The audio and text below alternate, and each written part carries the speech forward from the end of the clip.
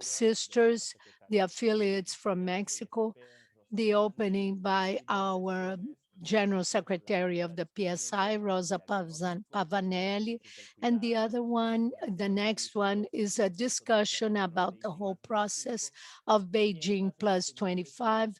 And in the second session, we are going to go to a more propositional area, what we are defending, what are the alternatives that we can have in the future of care, so that in the end we have conclusions that will be coordinated by Veronica Montúfar. And after each one of these sessions, we're going to have a round of questions through which you can use, in which you can use the Q&A button. So now I give the floor to Elisa Gomez from Mexico so that she gives us her welcoming words. Elisa, please. Thank you very much, Gabriel.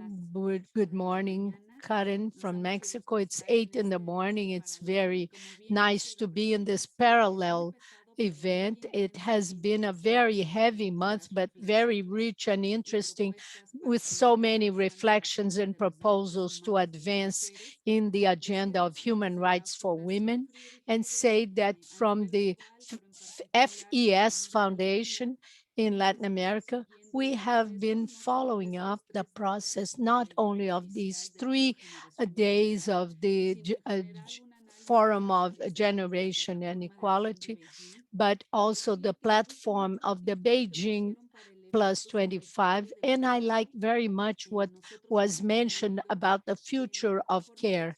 And in the platform of action of Beijing, there was no concept of care, but only non-remunerated work. And they demonstrated in the pandemic that this issue should be at the center of many debates, but not yet at the center of politics or social programs to assist the crisis as we would wish. So it seems to me that in the balances that we made about Beijing with the future of care, it is linked to the majority of the unions that are here with public services that may also be restructured based on the care perspective. Oh, it also has to do with, I don't know if we should say new, but a new form of collecting taxes. And what we try to say is to invest in care is not really the expensive, but we must have attention, and public services have a fundamental role. I shouldn't say welcome to Mexico, although we are the headquarters, but we have everything virtual, but say that we are very happy to be here cooperating with you, and say that in the chat we will leave a document that we would like to share from a regional workshop for Latin America, where we developed 30 recommendations that are very specific about care. Maybe it will be of your interest, and it's a call for the unions to get involved in this issue, and also to have tax policies with a gender perspective. So maybe it will be useful for you, for Latin America. Maybe the other regions would be interested too. Thank you very much, and I hope the event is very successful. Thank you, Elisa.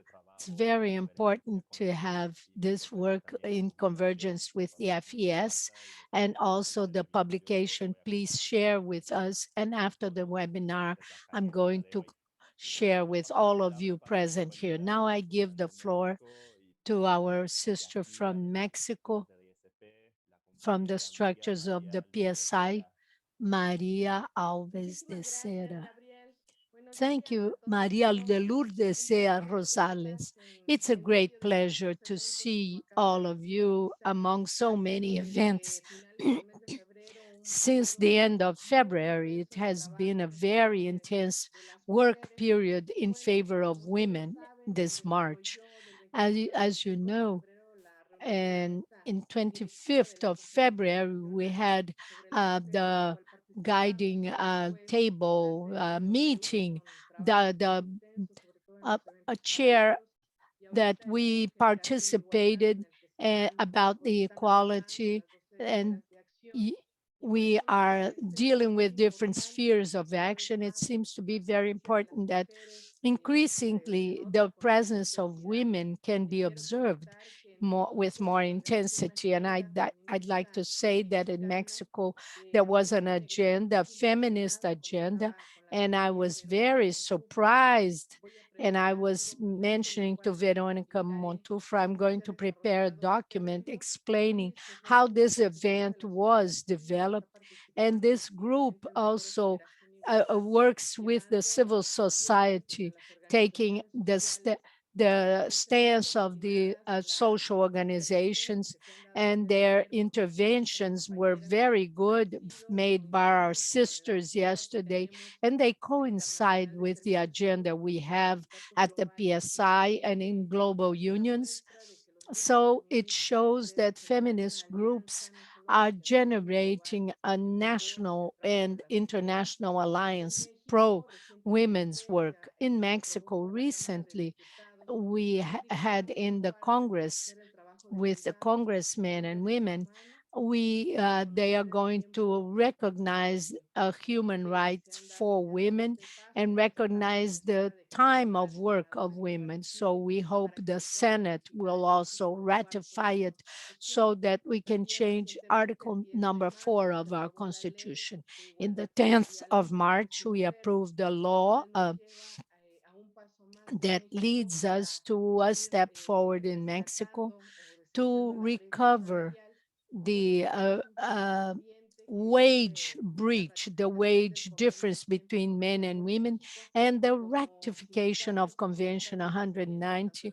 As a trade union, we are insisting near the presidency how the senators told us that they were giving steps forward, but yesterday, in the opportunity when we have asked a direct question to women, they gave us an answer saying that there is a Mexican norm regulating nonviolence at the workplace. So it seems that our norm is not sufficient. We have to continue to work for the ratification of the convention in Mexico. Thank you very much. It's a pleasure to see you all, and let's continue to work in this forum of generational equality. And I greet Rosa among all of our sisters here. Thank you very much. Thank you, Lourdes. Now I give the floor to our General Secretary of the PSI, and this is one of the good reasons that we can count on so many good people from all over the world and increase the regional debate and also the world debate. So I thank you, Rosa, so very much for being with us now. Thank you, Gabriel, Good and morning. good morning to all of you. Thank you for participating in Thank you this for participating. event of the ISP with GFKF from Mexico. Now, I am sorry, but I must apologize because I will not be able to stay until the end of this meeting because I have another appointment that was set up before. Now, I think it is important to try and understand why we are holding this meeting today. Last year, in 2020, the ISP conducted a survey, a study on tax policies, public services, and the Beijing agenda. Now, about the rights of women. And our goal was then to compare the different reports that ran parallel. So ISP had a report about the implementation of the Beijing Action Platform in Peru and in Brazil. There was also another study about the impact of free trade agreements on gender equality. So this was done in Chile, and that was to be compared to the government reports delivered by these countries in the periodic evaluation of Beijing plus 25. So 25 years after the action platform had been launched. Now, so these different studies, they aimed at evaluating and assessing the pressure on governments, the pressure of regressive tax policies, and how that impacts the condition of women, particularly in different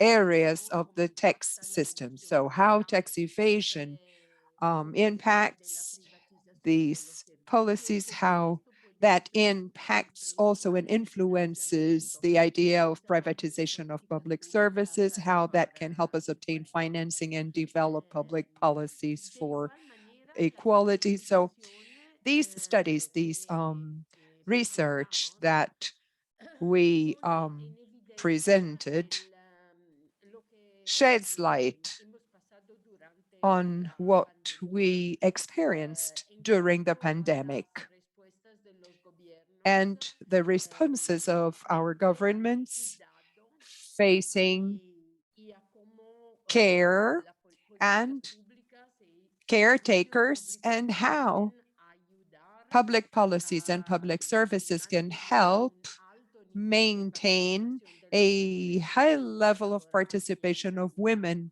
in the professional life and in the social and civil life of our communities.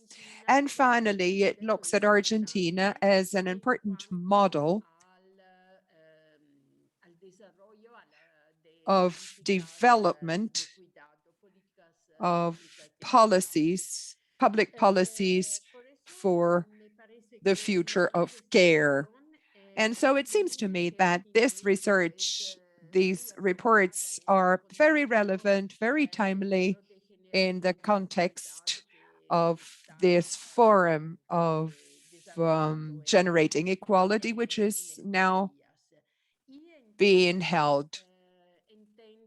And I mean, the reports, they try to present the problem of care and funding of care systems, which is a central topic, a core topic for the implementation of the Beijing platform. Now, we do not know how this forum on the generation of equality will achieve. We don't know how it will end in Mexico and also in Paris in the next few months. But if we do not have a main focus on the crisis of care and on the importance of care to establish, to create societies that can be more just, societies that can be more responsive, and societies that can provide more effective responses to the role of women and equality. So I believe that we will be faced with another facet, another context. And so it will be very difficult for us to believe that Beijing plus 25 may provide a good solution for the situation of women. Now we know that in the UN system, in the United Nations system, as well as in LGEF, there is an important influence of the private sector. And so if the G20 ends by having the public sector capturing this or showing itself as a strategic ally or a privileged ally of gender equality policies, then for the trade union movement and for feminist organizations and for women and at large for women in its diversity, then it may represent a situation of greater frustration and devaluation of the role that we claim for and that would be provided with public policies of care. And this becomes increasingly important as we see that care in terms of public services represents a large portion of the work done by women. And so therefore it requires public policies to support that and development policy so that women can have their strategic importance recognized by governments. And that must be translated into social policies, equality policies, as well as economic policies. Now, also evaluating and valuing the work of care as it deserves, also domestic work and the work of care that that is unpaid. It's not paid because this is work that women do every day in their own homes. Now, if that is not the case, I mean, if that doesn't happen, then we would be concerned that it may impact even more severely the possibility of the possibility of having this role recognized in our societies. During the pandemic,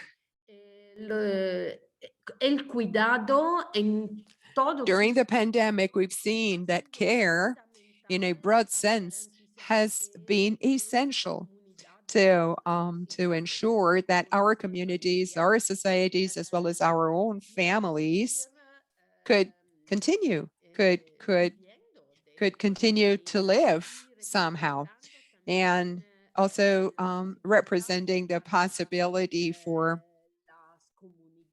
the communities to continue, to work and to develop, and so that they could face the pandemic and this attack by COVID-19.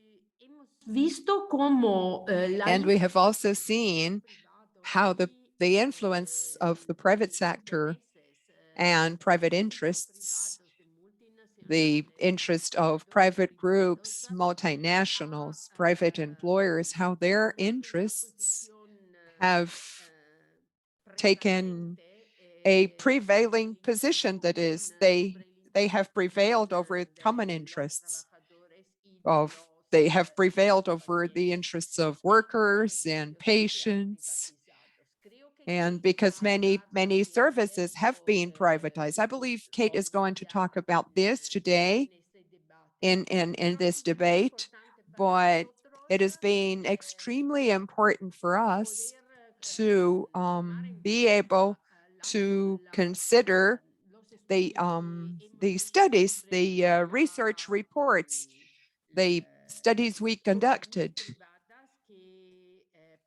also in private companies that practice tax evasion or tax avoidance, and they do not respect their workers. That is, they're the same. And at the same time, they it doesn't consider the possibility, for women to choose what kind of work they want to do in the way they think they can best affirm their personality, their values in the society. And this is something that can happen only by having public policies of care, social services that can help families to face different needs that they are faced with. La conclusión de Now, la the conclusion of the UNCSW does, we did not expect really that it could represent a moment of great change, recognizing the role of public policies to um, to also decrease the importance of the private sector. So this was not done. This was not done this year again, and we don't have a lot of hope that it may happen with the GEF. But it does not mean that we does not have to continue to state our position and to advocate for it. I'm not going to talk about this because I believe this is going to be discussed in a different presentation, but I believe it is important to say that the ISB manifesto, the manifesto that we prepared together with IADO and other organizations about the topic of a new reorganization, a new social organization for care. I believe this is something really important that we have to push for that, and because that can help our campaign be successful. So far, we have 270 people or subjects that have signed in worldwide, amongst which sex organizations, but only 51 trade unions affiliated to the ISB. So we still have a lot of work to do if we want everyone to join together in this campaign. And I believe it's going to be really important for us to continue to represent this campaign and also try to influence governments so that they take their responsibilities in this sense. I guess this is what I had to say.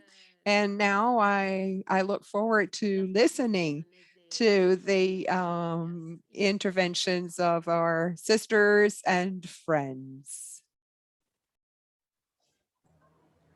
Muchísimas gracias, Rosa. Muy importante. Thank you. Thank you, Rosa.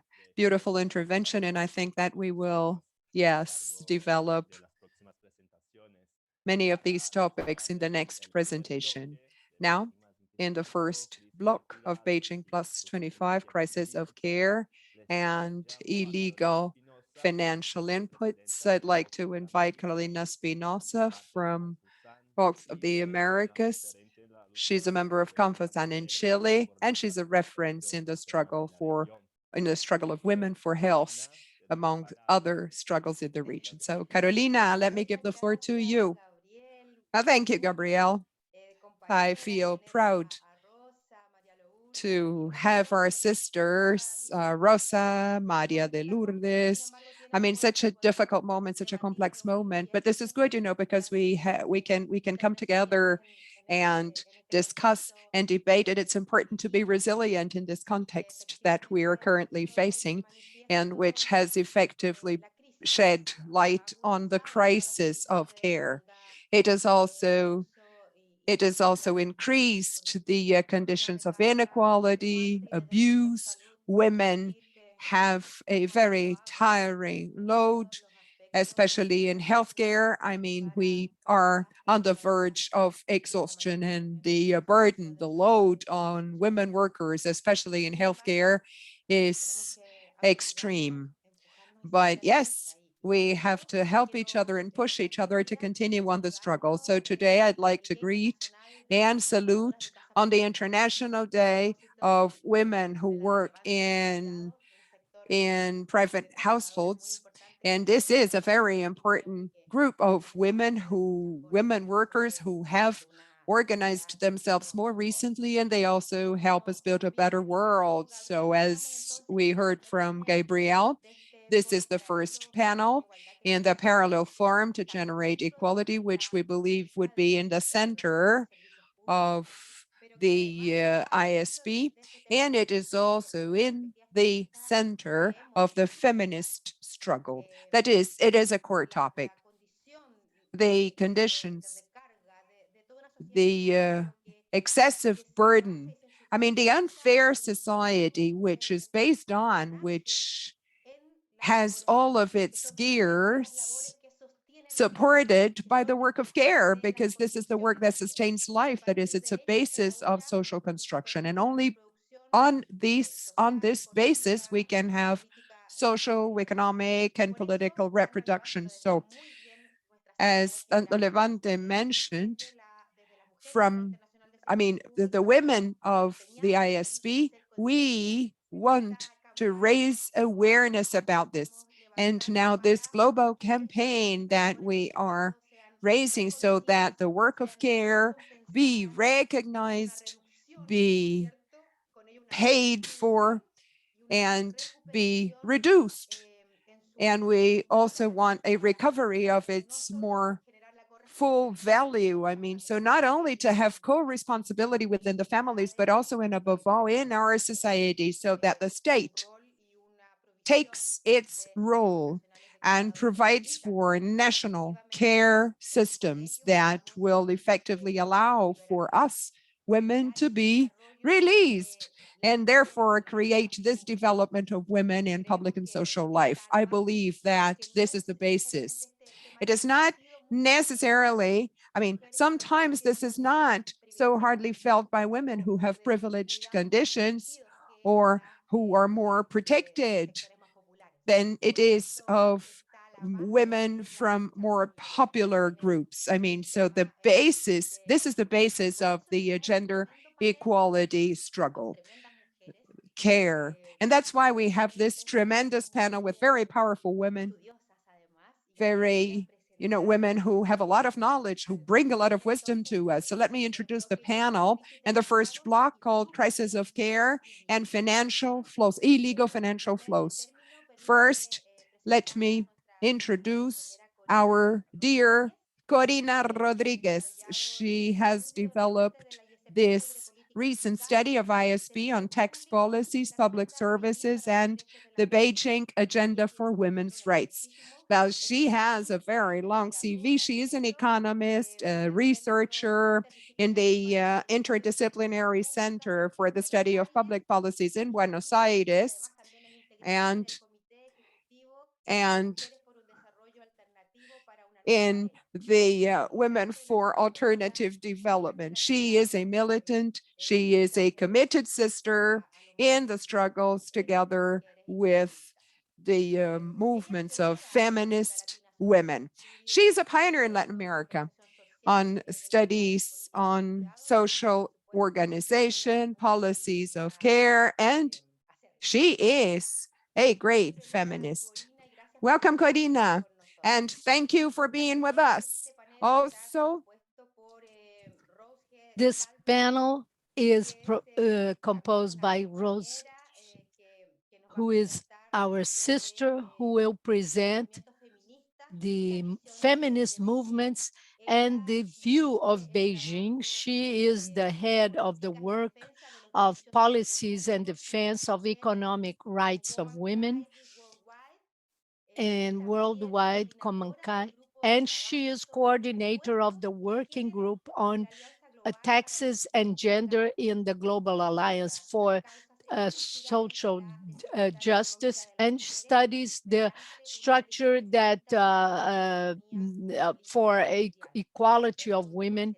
And so this is a central issue that is totally related to the economic issues. Thank you very much, Rose, for being with us in this panel.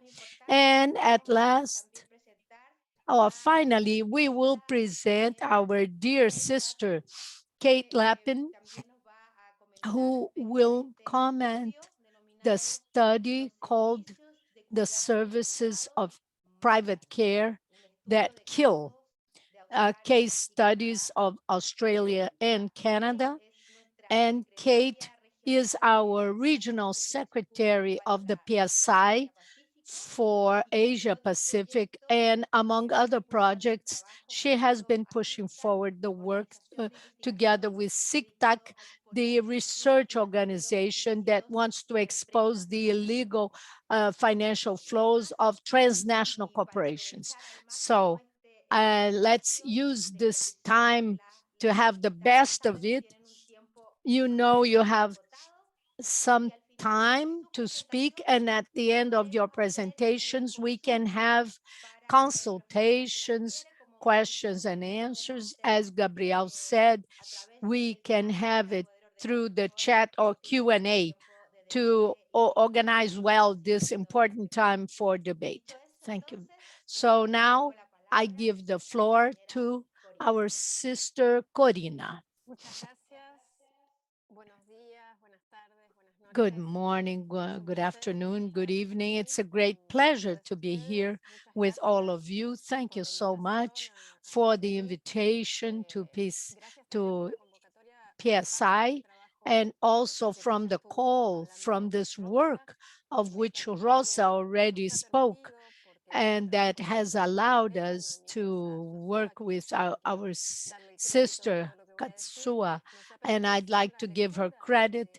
And also, we read the three works that Rosa mentioned, and PSI in Brazil, Chile, and Peru. So I'm going to present the results of this work and some notes from the proposals that we may build based on these findings and from the other discussion. We're going to deepen that. So the goal of the study was exactly to look at the progress and the obstacles in the implementation of the action platform of Beijing, with a specific focus in the link between macroeconomic, fiscal policies or tax policies and the rights of women. And first, I'd like to stress that what the results of the Beijing platform as a route for us to strengthen the rights of women, and how pioneer we were in many issues, especially in the care issue.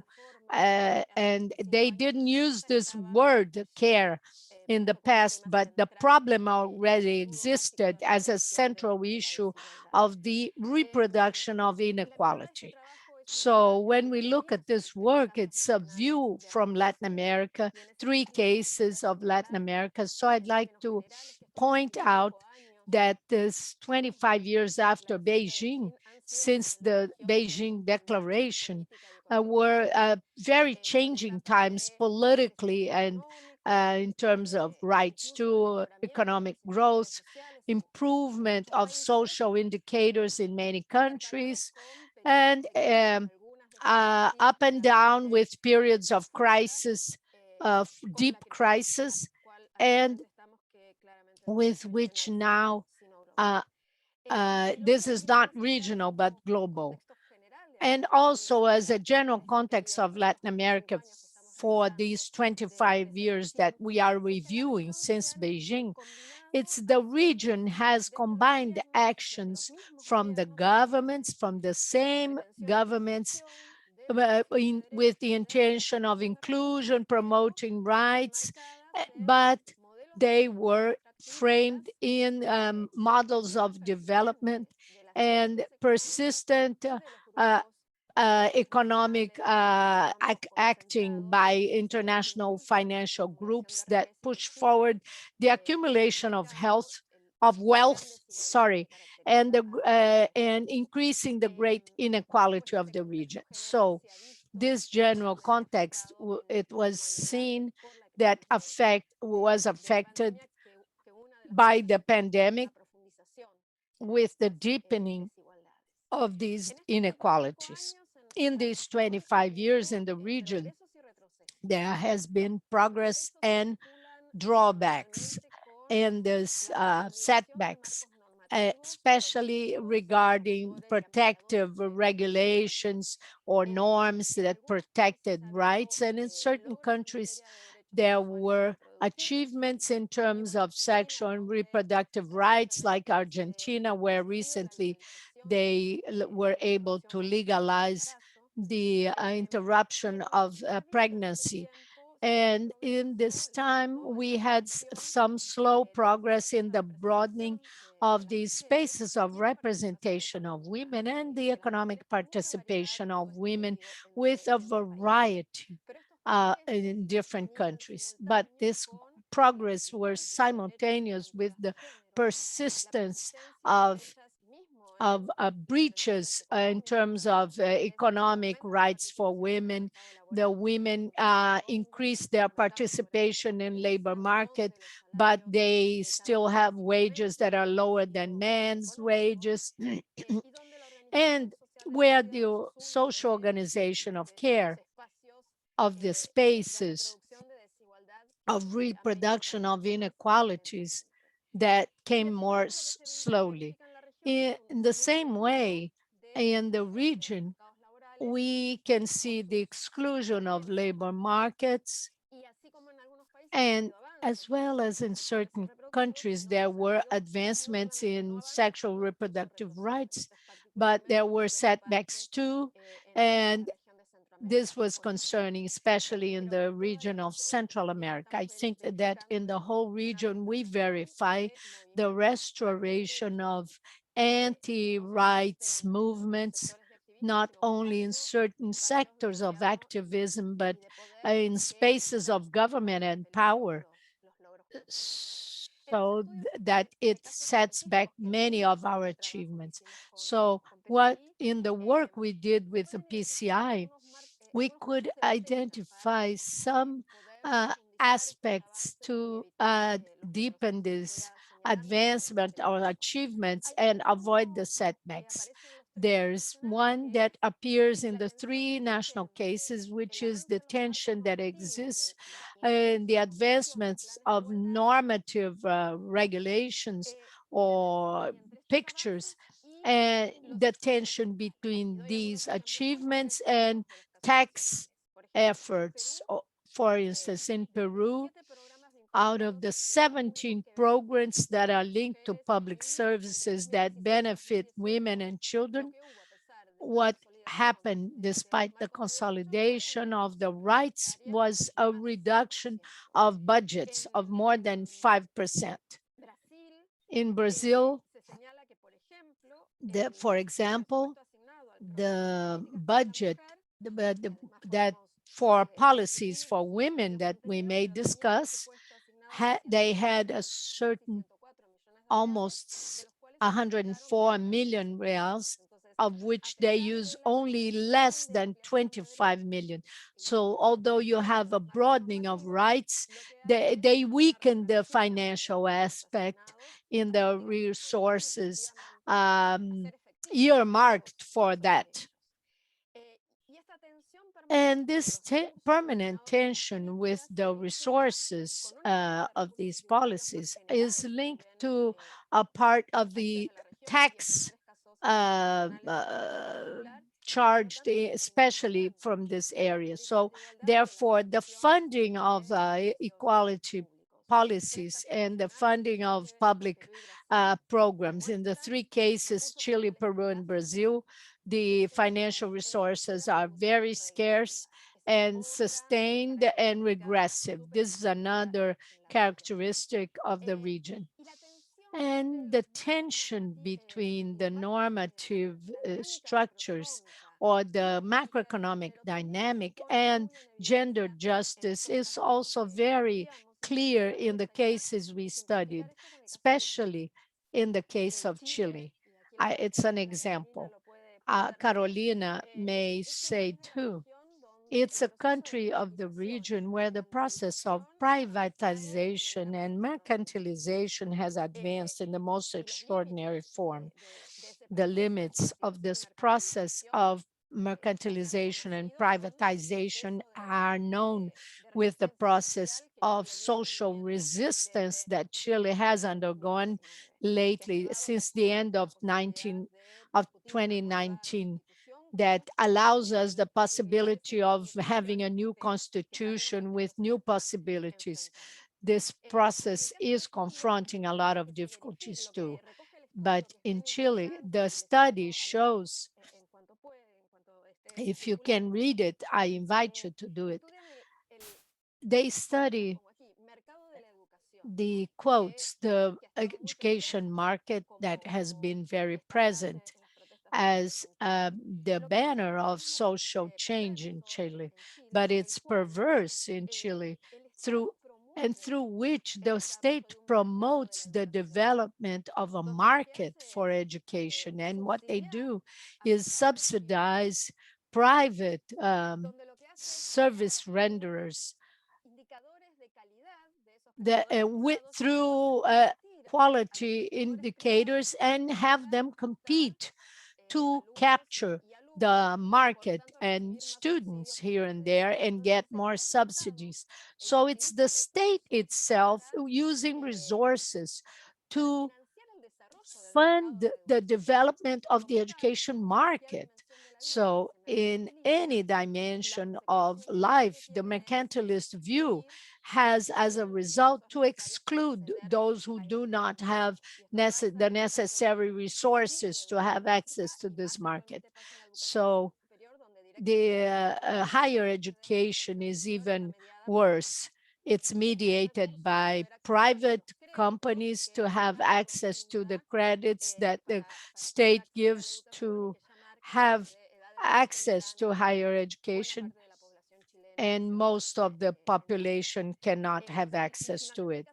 And finally, in the case of Chile, they mark a very interesting parallel about how these processes of mercantilization of life and have been deepened by the free trade agreements that, among other things, establishes that the Chilean government has to deal in the same way with the national providers of education and international ones, with basic services for life, both for national providers as international providers from the northern countries.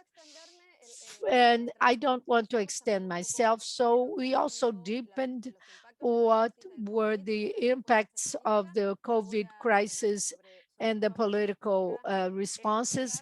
I'm not going to speak about this now because I'd like to conclude with the conclusions of the work about this overview, the dynamic, macroeconomic dynamic, the taxing structure, the absence of resources, the high illegal financial flows, and this whole context we are undergoing, both historical and global. We can propose a transforming or changing agenda to change this inequality. In 1 minute, we want to present these proposals that are more daring and the elements that can bring change, and to revert these mercantilization processes which are very important to build a changing agenda and demand that from the state and challenge the state. The state has approved during the pandemic that it is possible that the state is active and funds public policies that are favorable to us. And this transforming agenda,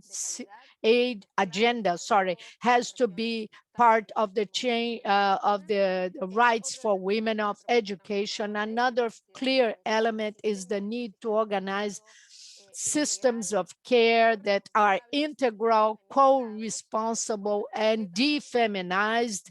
This is a concrete proposal, and it's necessary to strengthen the systems of social protection and labor rights that were extremely affected by the pandemic, but they had been affected since before the pandemic with lower labor rights and standards, but through the labor relations that the technology of information allows to happen.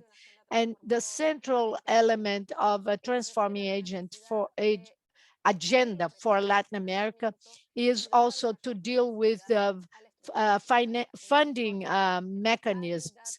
In the report, there are specific data about regressive taxing, the magnitude of illegal financial flows, so we can advance in greater progressiveness and do away with fiscal privileges and deal with the problems of tax evasion, which is the major problem of funding in Latin America, as the income tax, and they have a level of concentration of wealth that is obscene. And this is a structure of the state that really doesn't help, and that increases inequality. So now we should just push forward with collective resistance, with organization, and all of these different voices can be put together. We will listen from both sides so we can all participate, and we are going to find common grounds so we can fight together. Thank you very much. Thank you very much, sister. Well, let's advance to, I already have some questions in the chat. Let's ask Rose, let's ask Kate to speak first. And it's 2:00 in the morning. So Kate is in a very bad schedule. Thank you so much for being with us despite this terrible hours. But we ask you to please make her presentation. Thank you. Thank you. And I'm happy to stay up late just to join with sisters from all around the world and join this really important panel. I'm going to run through a little bit about the dangers of privatized health and care for women and try and include a case study on how the union movement can tackle both the exploitation of women's labour and the tax avoidance of multinational corporations, which sounds like a lot to do, but we've found a way to bring campaigns around tax avoidance and labour rights in care together. I'm going to share my screen just because I have, in order to keep on track, I'm going to try and use these slides. Hopefully everybody can see that now. Let me run through a little bit about why I think issues of privatisation are an issue for women's rights and gender equality. I think there's a range of ways, and this pandemic has demonstrated even more how privatisation and the financialisation of care has a negative impact on the whole community, but particularly on women. So first of all, a number of studies have shown that privatisation of health care often leads to women being excluded from care, and that is across a range of countries. We've looked at Bangladesh, and because it went through a process of increasing private health and the particular impacts on women's sexual and reproductive health there, which demonstrated that women were accessing far less reproductive health, both in terms of contraception, but also for pregnancy complications, terminations. When the market drives healthcare, we know that it discriminates. So when the design is to make money, women's health is less profitable, and therefore the market doesn't direct towards women's health or to research into women's health. But also the market is, of course, always seeking out the lowest possible wages, and will find women as an easier way to exploit low pay. And so particularly in the care sector, so the caring roles within health, nursing and nurses' aides, and in other forms of care, aged care, disability care and childcare, there's a connection between women's low-paid wages and financialisation. Of course, this is linked to the idea that women are natural carers and that they would do this, not for any financial remuneration, but because they are carers. And so but big corporations have recognised this and been able to extract profits. And this all means, of course, that when the market steps in and health becomes more expensive, care becomes inaccessible, women are required to fill the gap, as neoliberalism depends on women's unpaid work. And so there's a further exacerbation of care requirements and dependency on women, which has been really clear during the pandemic.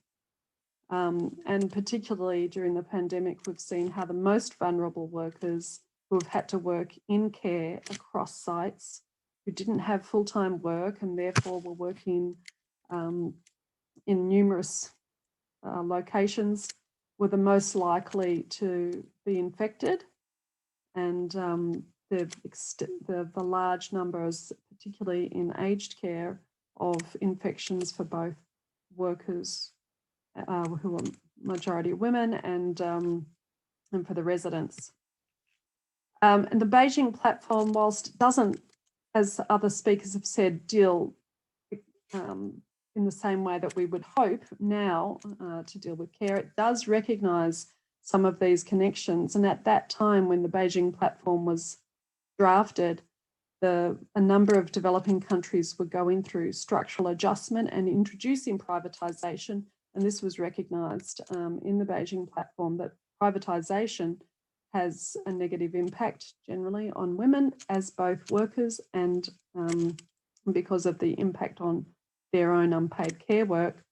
And it did require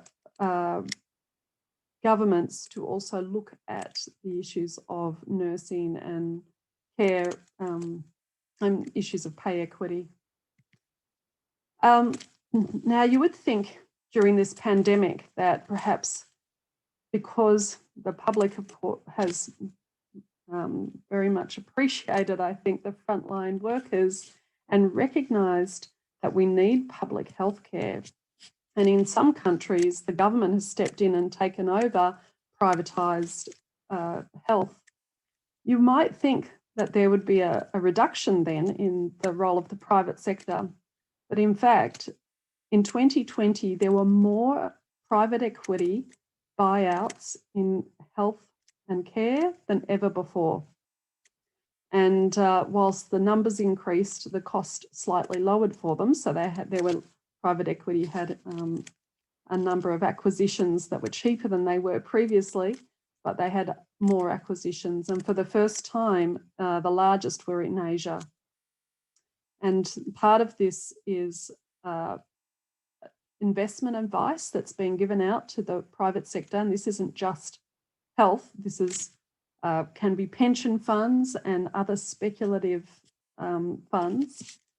And they've recognised an ageing population requires more health service around the world, and Asia included, and that that care, in terms of aged care, is an investment class that offers real estate and often guaranteed funds from governments. During COVID, we did see evidence of the link between the danger of privatisation and health outcomes. This particular study was in Europe. It showed that with every 10% increase in private health expenditure, there was an increase in both cases of COVID because of insecure work and increase of mortality. And that would go up every additional 10%.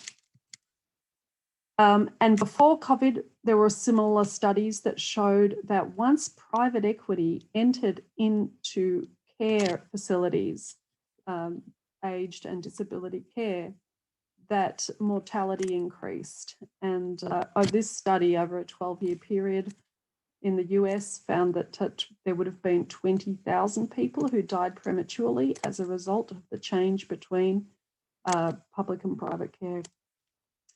But the good news is that one way to deal with this is through unionising, and further studies have found that there's a 30% reduction in mortality in unionised care.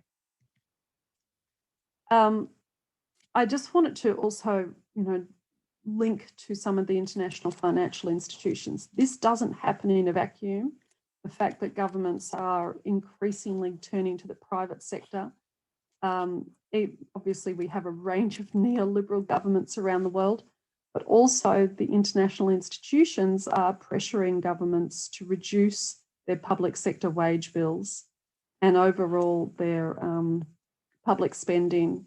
And this graph here reveals the advice that the IMF is providing to countries who already in most cases have a very low public sector wage bill.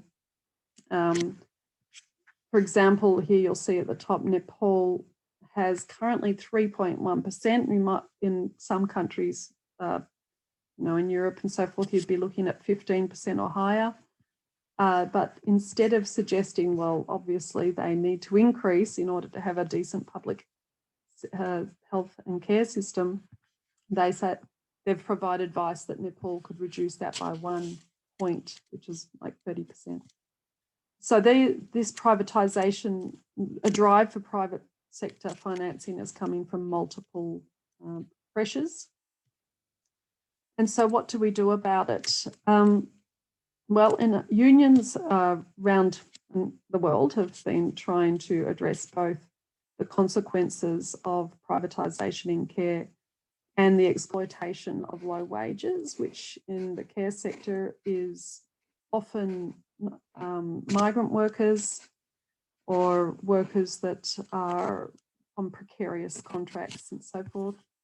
And one way here in Australia that the unions were, or one demand the unions had, was for an increase in the worker to resident ratio. And they were trying to demonstrate that the exploitative nature of work there was a danger, not just to workers, but to residents, but weren't getting very far with their argument that the government needed to step in further to regulate these big multinationals sometimes that had moved into care.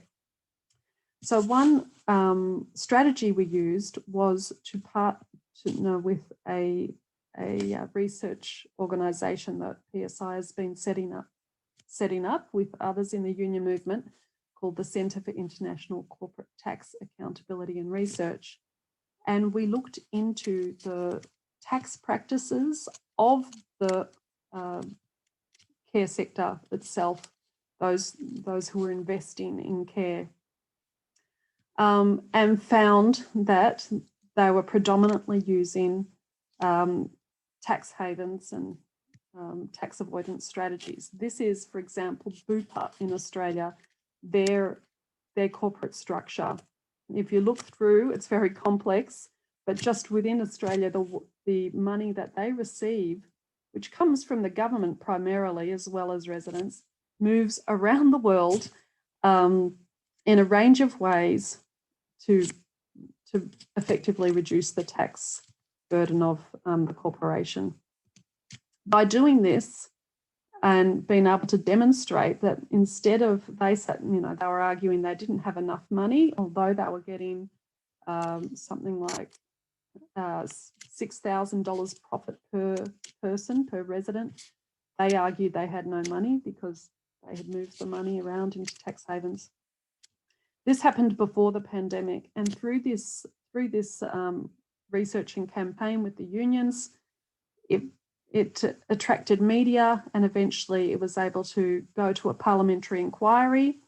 And then the pandemic started, and that inquiry turned into what's called a Royal Commission, a high-level independent inquiry, and then it started looking at also the fact that these same privatised care homes had the highest rate of deaths in the country from the pandemic, whilst the public system, there are some also in that are still government run, had no deaths at all.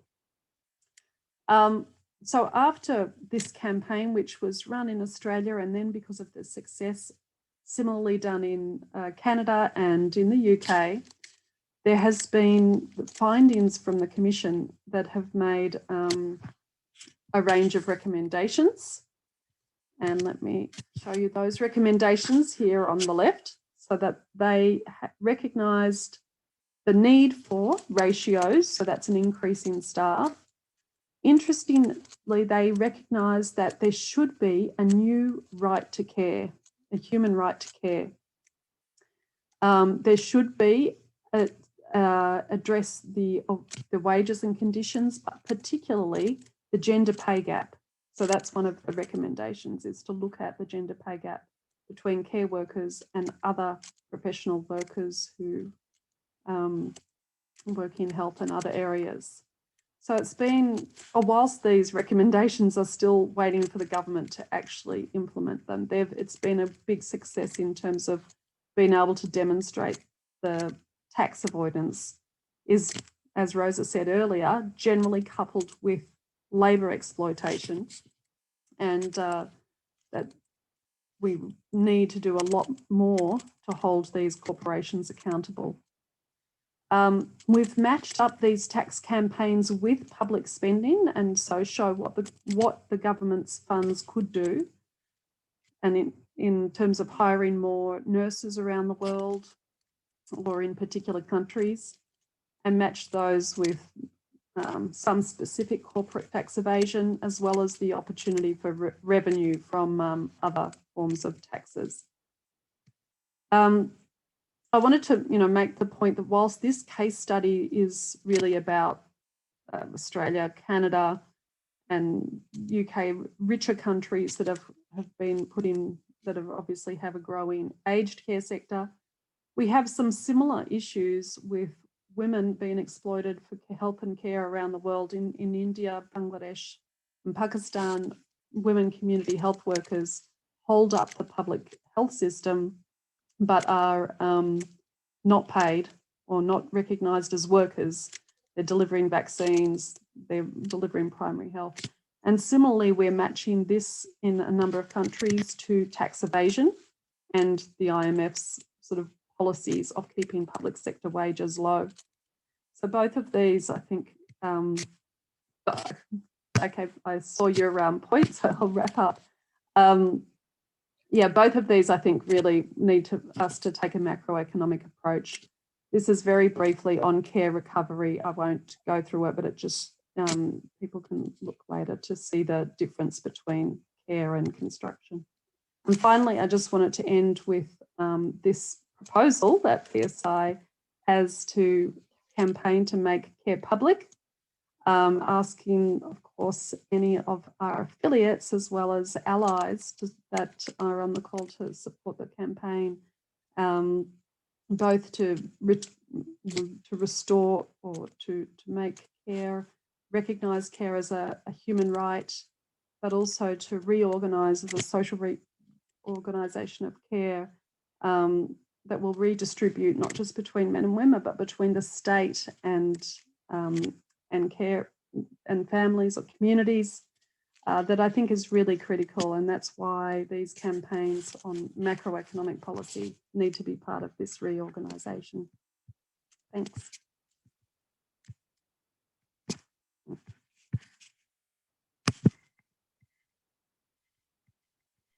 Muy bien, muchas gracias, Kate. Con ello, entonces. Thank you very much, Kate.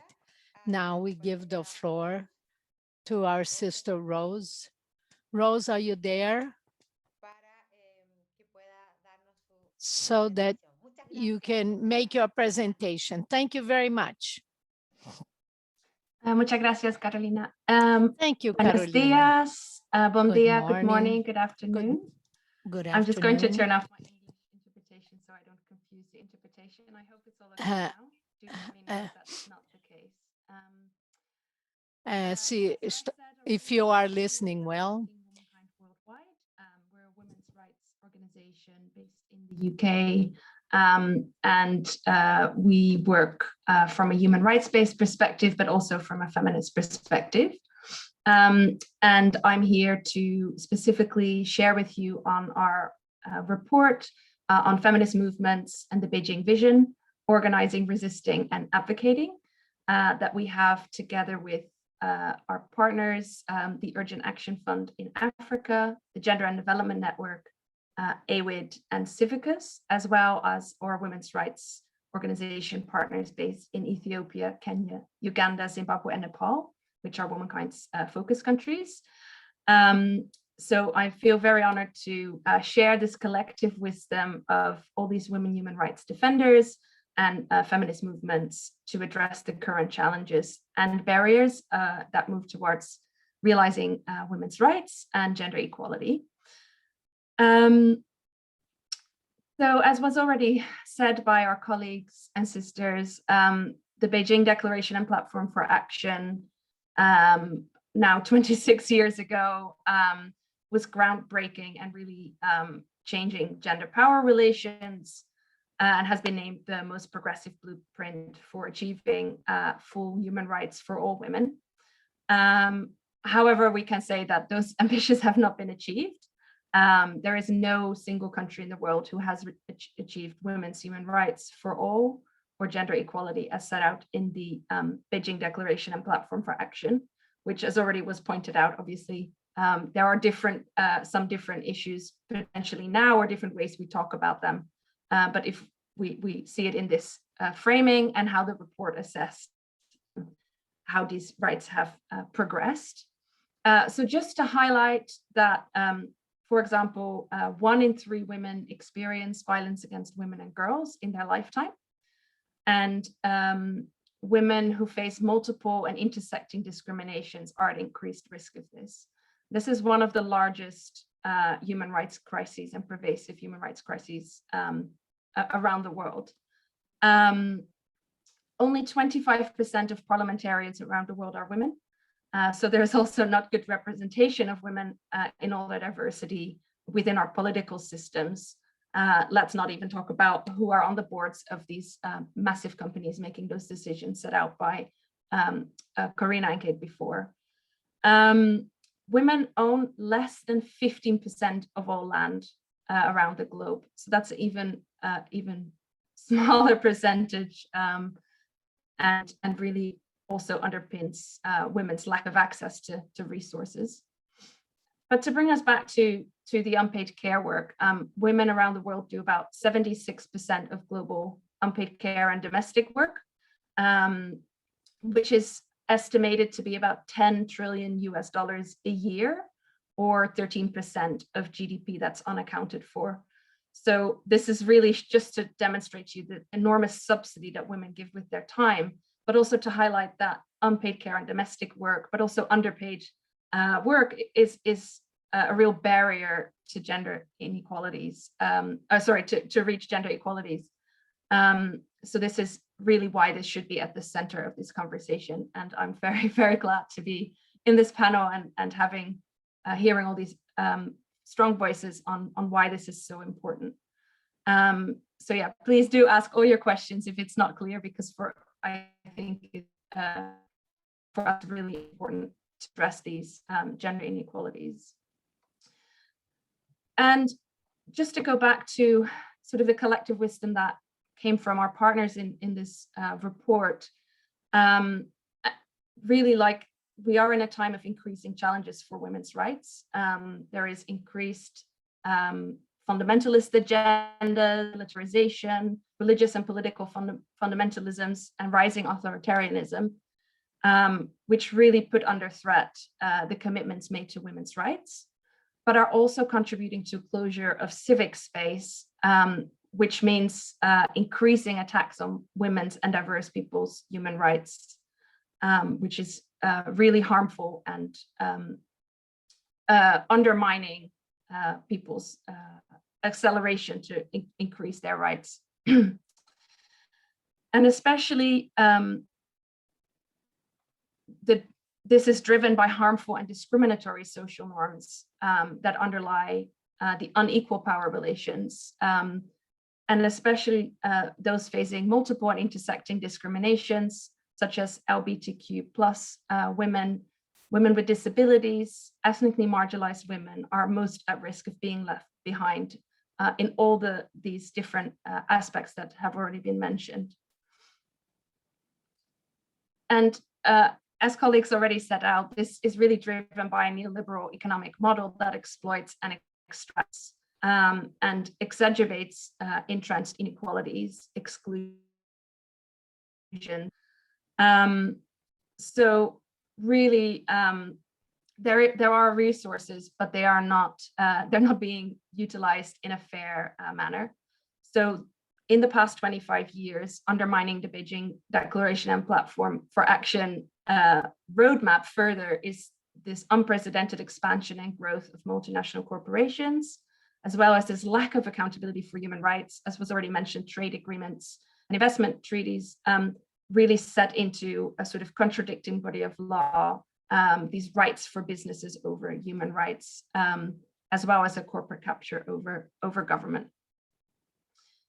And as was already mentioned, and as I'm sure many of you have experienced, the COVID pandemic has really only brought this more to the fore, where governments have prioritized corporate interests over human life in the decisions they've made, in what they bail out. But it's also shown us the unequal global North and South power dynamics, which are rooted in colonial and racist exploitations, made it so apparent that lack of vaccine access and giving licenses out and making sure there's resources available for everyone to receive an access to vaccines is just one of the examples of how structural the problems are here.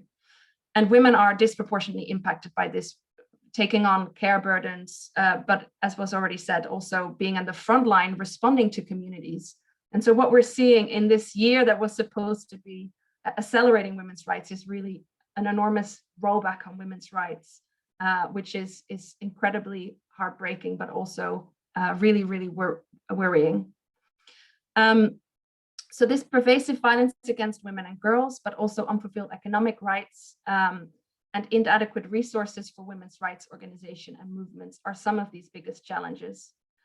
And the lack of resources was already start from the onset, both in terms of government resources for achieving women's rights and the Beijing Declaration and Platform for Action, but also funds available for women's rights organizations and movement. If we think about organizing and people coming together and collectively demanding their rights, which many unionists will be so familiar with, this is also the case for women's rights. You will see in any country where women's rights have improved that a strong women's movement goes ahead of that. And this requires resources. So of gender-related international aid resources, less than 1% reaches women's rights organizations. And this is only that small amount that is allocated or earmarked as funds for women's rights organizations. And as was already said, women's rights organizations and community organizations have really been at the front line responding to their community during COVID. And they have really done their best and been thriving in responding despite the scarce resources, but are also now being really vocal and demanding that resources are more fairly distributed. But also it's important for funders to show up for women's rights organizations, but also to be in conversation with those providing these community-based services. So feminist research shows that sustainable long-term core funding that is responsive to the needs of groups and movements is really important, and therefore a feminist funding ecosystem that is transformative and supports the priorities and needs of diverse women's movements and marginalized groups within communities is really important. Just really briefly on the government funds, as Kate already quoted the State of the Tax Justice report by the Tax Justice Network, that $427 billion a year are lost in tax through international corporate tax abuse, and private equates to 34 million nurses' annual salaries every year. So imagine what this could have done during this pandemic, and also the shift that could have provided in unpaid care work. And 98% of these tax losses, so almost 100%, are caused by high-income countries. And on the reverse, countries in the global south are more impacted by that. So these tax losses in the lowest income countries equal over half their public health budgets. So this, tackling these tax evasion and avoidance would really make such a big difference, and shows the structure of how unequal this is. But I know my colleagues will talk about that a little bit later. So I just want to wrap up with highlighting the demands from our feminist collective that women are not a homogeneous groups, and the needs, rights, and voices of the most marginalized should really be privileged, and those with the least power and income and facing intersecting discriminations should take precedence. The failure of governments to address violence against women, especially during COVID lockdown, and the using of scapegoating women and non-binary people reinforces social norms that justify violence. And we really need to name out systemic racism as violence, both in global policy and institutional practices. So we're calling for the recognition of multiple and intersecting forms of discrimination that cause this further exclusion and oppression, and for this to be at the heart of human rights, but also gender inclusion. And as I already said, it's really important that there is more funding directed at women-led intersectional organizations and movements, so that then they can mobilize and demand for the needs that they have. Yeah, obviously already said by colleagues, but I wanted to finish with this, that without recognizing, rewarding, reducing, redistributing, and reclaiming unpaid care work disproportionately done by women that underpins this economic system, we won't be able to move past the inequalities that are penalizing the poorest women and girls the most. Thank you very much.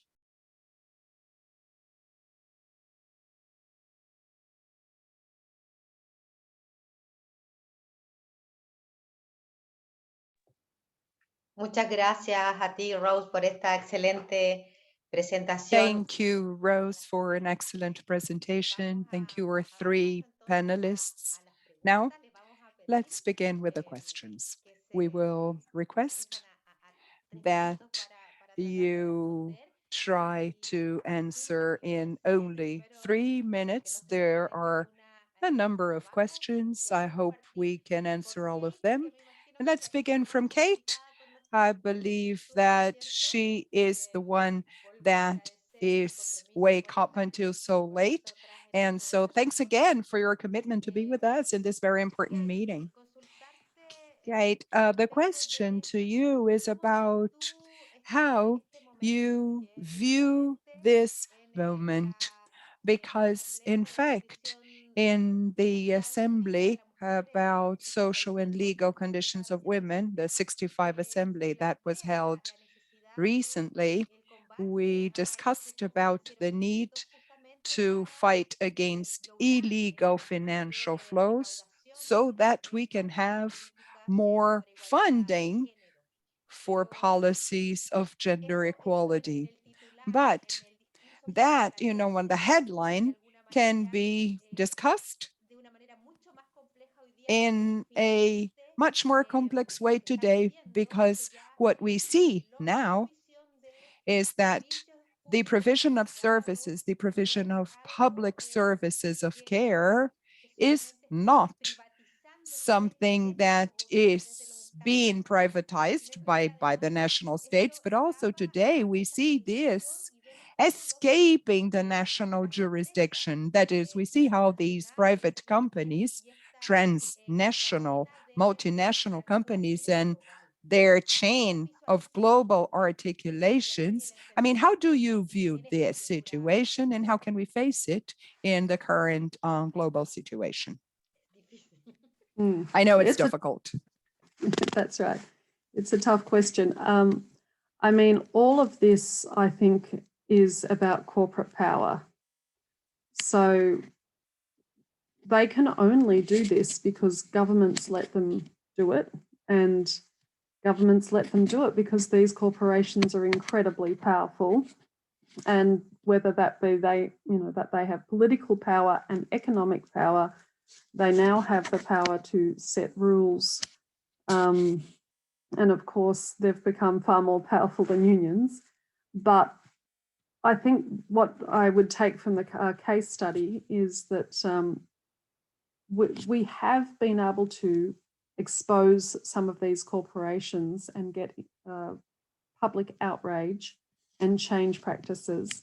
Even internationally, the discussion about the change in tax rules wouldn't necessarily have been imagined a few years ago, that we could be on the verge of changing the system in the way that taxes globally, the rules globally treat corporate taxation. And that hasn't happened because of corporates or media. It's happened because of social movements, and I think importantly in the last couple of years, unions collaborating with social movements to make this an issue for workers. We've got a lot of examples actually of where workers who are struggling with corporate power have turned to tax evasion as a tactic. This includes big corporates like Chevron. Workers who are on strike couldn't get media attention until they started using tax, and Chevron had to pay up money. I mean, yeah, so there are ways to do it. It does take significant change in our usual strategy as a union movement. And I'm not saying that it will, that it'll be easy or fix every situation, but I think it's another tactic we can use. We have to really interrogate these corporations and do the forensic research into the way that they're operating. But at the moment, the first few examples we have are at least that it's an extra tactic we can use.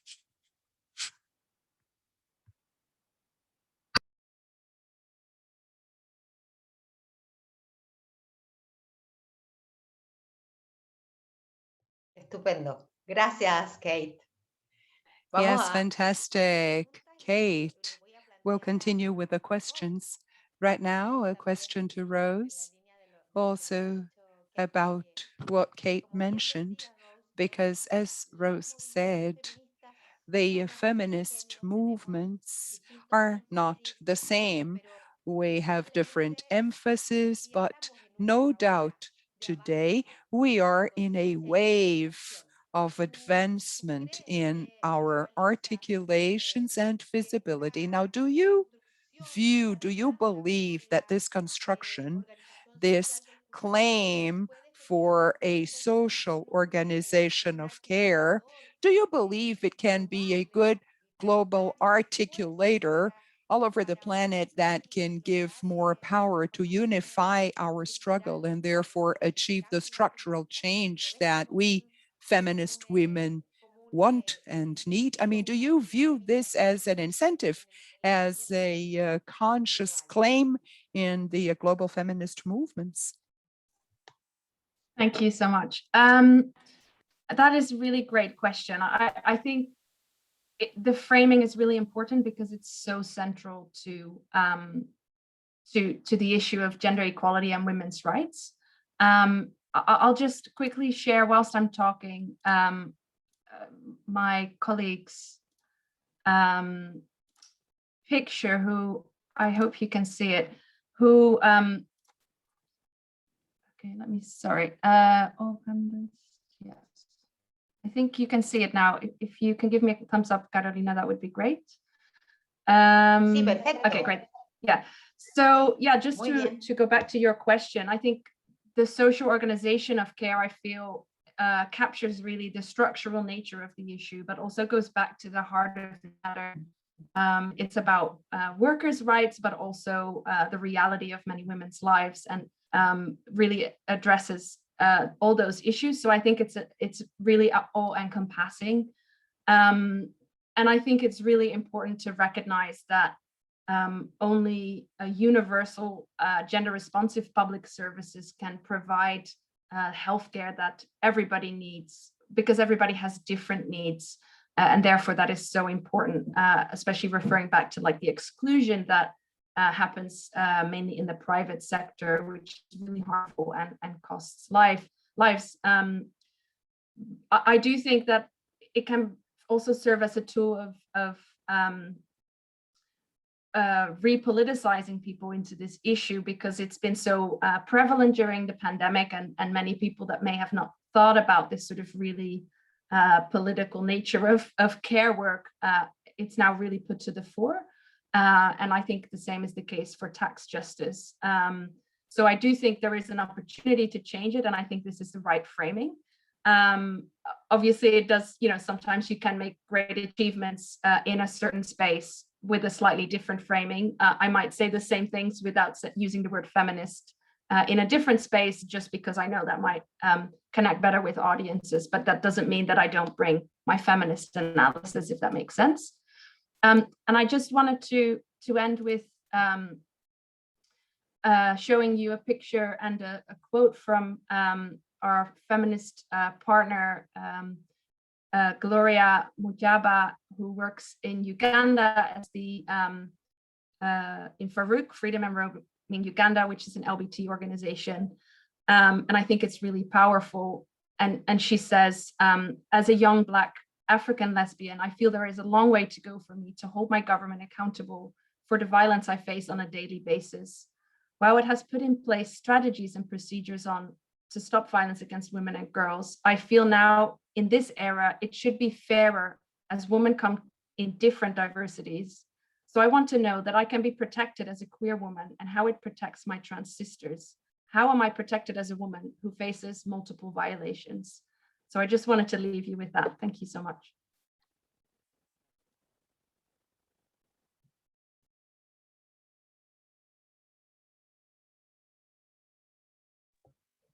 Muchas gracias a ti, Rose. Well, thank you very much, Rose. Now, a question to our third panelist, but there are so many, I don't know which question to choose because they are all so good. But I will read them and then you decide how you are going to try and answer. From Brazil, we received a question: how can we connect in our speech and in an attractive way? How can we bring this perspective of human rights and tax justice? So, Corina, you can also use chat to answer the question, but it would be nice to mention that also on audio so that we can all hear that. And Also, there was this question about the existence today of universal systems of universal care. And if these concrete proposals or if these concrete experiences, if they exist, and this is a question from Chile, if these experiences exist, if they can be applied to bridge gender gap. Also a question about the situation implemented in Argentina. So this is a question from our sister about public policies of care during the pandemic in your country, Corinne. There's a lot of interest, many questions. Thank you for the questions and comments. Yes, I answered on the chat box so that we save time, but let me mention a few points about what Tiago said, how to connect taxes and human rights. And Donald also shared a link on chat. I think it's very important to build evidence to show how tax structures, regressive tax structures, and the lack of resources for public policies do violate human rights. So we have to show how failing in financing infrastructure, failing in supplying potable water, this is violating a basic human right of access to water. And so it seems to me that this approach is, trying to build evidence, empirical evidence that shows these connections.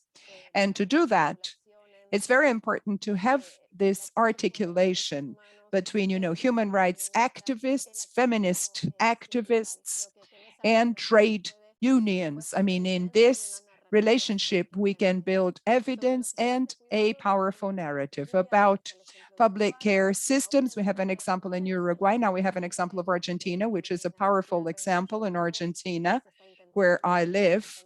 We're taking the first steps to build a national care system. And here, what I would highlight is the importance, how in cases where we have an embryo of a care system, this was achieved because of the commitment of feminists in public administration. In Argentina, this is exactly what happened. This is advancing because the new ministers includes a woman minister of diversity, and because we have other feminists as ministers who are driving this agenda. About policies of care during the pandemic in Argentina, there is a link that was shared to the official website where we list these policies. I cannot answer how they have been financed because we do not have specific information on financing, but in general, right now, Argentina is broken in terms of government accounts, and we are renegotiating accounts with the International Monetary Fund. But during the pandemic, Argentina used heterodox financing, monetary reduction, and so the Argentinian government was able to inject funding in the economy. And I believe this is also important. When you have a political struggle, you don't really have to use all the austerity rules, and you can also use heterodox measures. Fantastic. Thank you. Thank you, Corina, for your capacity to summarize that. And thank you, our three panelists, for excellent presentations. And yes, women have to occupy these spaces to achieve transformation. Thank you. And I give the floor back to Gabriel so that he can continue with the forum. Thank you very much, Carolina.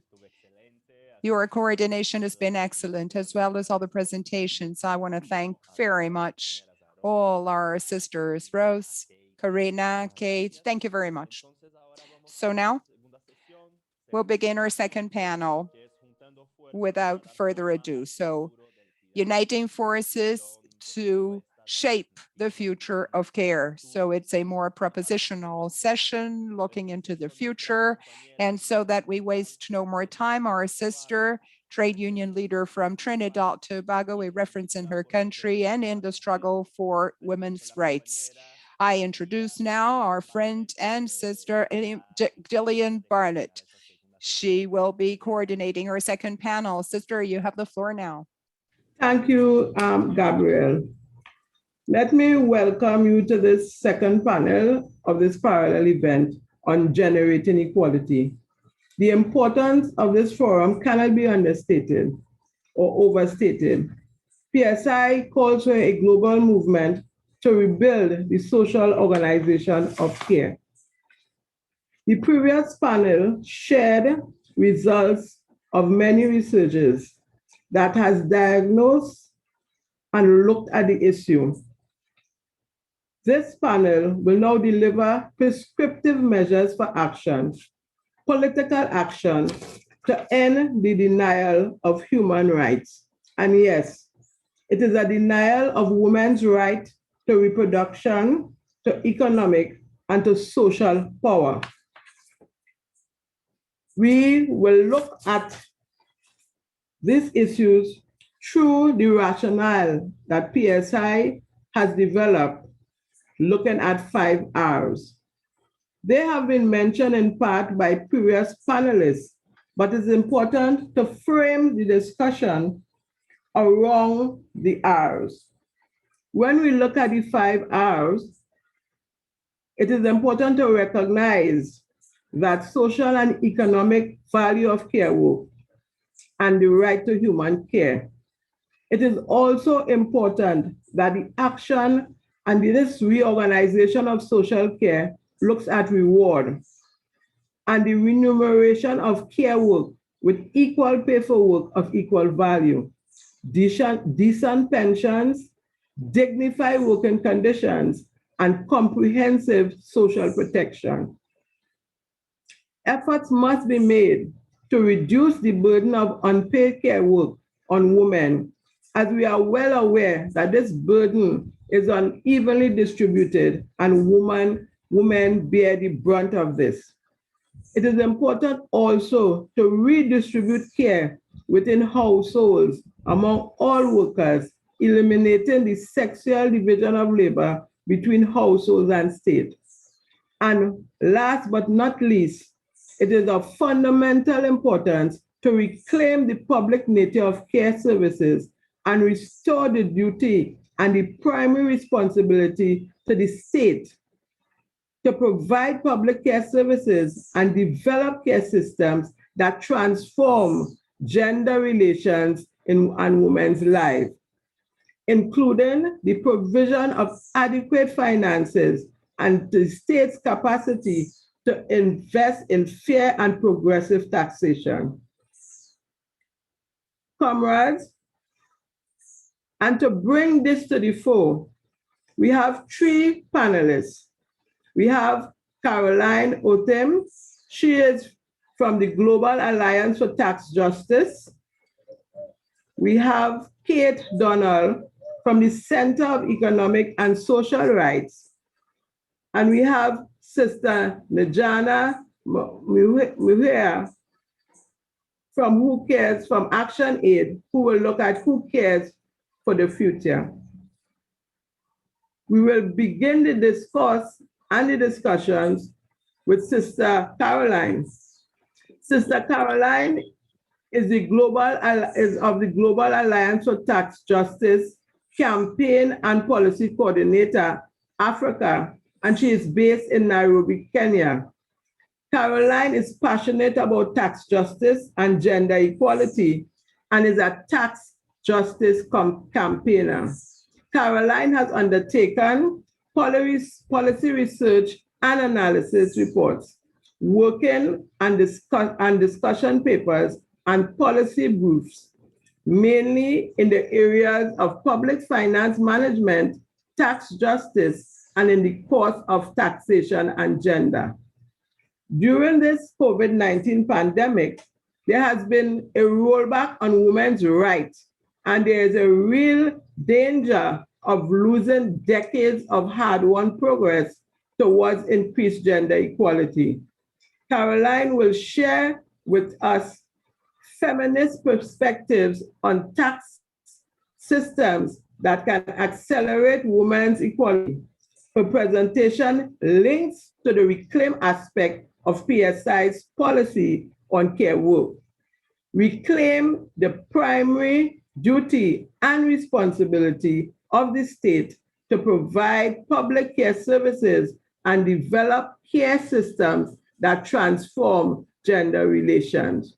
Sister Caroline, I now pass the floor on to you and look forward to your presentation. Thank you. That is a very wonderful introduction. I'm quite honored to be part of this panel. A good evening from Nairobi, Kenya. As I've been introduced, I'm from the Global Alliance for Tax Justice, and today we are so excited to be part of this conversation together with PSI and other partners, even as this particular event is taking place on the backdrop of a just concluded annual campaign that we usually hold on tax justice for women's rights. This campaign took place the last 2 weeks from the 15th to the 26th of March. It coincided with the CSW, the Commission on the Status of Women, as a key strategic advocacy space for us to engage and enter into dialogue and reclaim issues to do tax justice for women's rights. And so the continued engagement in the Generation Equality Forum now happening in Mexico really is also a great opportunity for us to be a part of and to continue shaping the narrative on reframing feminist taxation. Early this year, sometime in February, we received the news of our nomination for the Nobel Peace Prize for our work in exposing and tackling illicit financial flows and in building global alliances to increase transparency in the global financial system by building national and international pressure for accountability and fair taxation, including by centering the care economy, particularly in light of the COVID-19 socio-economic triggered crisis. So this is really a fantastic recognition of the work that the tax justice movement in joining forces with other social justice struggles, like with the trade unions, so PSI and others, the women's rights movement, to continue to shape the future by coordinating a powerful worldwide movement, starting from the grassroots to the global level, to hold policymakers accountable for tax justice and human rights. But you know what? We cannot be able to achieve tax justice without governments and multilateral institutions taking action to ensure that tax and fiscal policies recognize, reward, reduce, redistribute, and reclaim paid and unpaid care work. Of course, including by putting in place or strengthening national policies on care. Because without care work, our societies and economies would not be able to function. But we see few countries being in a position to recognize women for this contribution, thereby putting unpaid and underpaid care work at the heart of gendered inequality, as women disproportionately shoulder the responsibility for care work.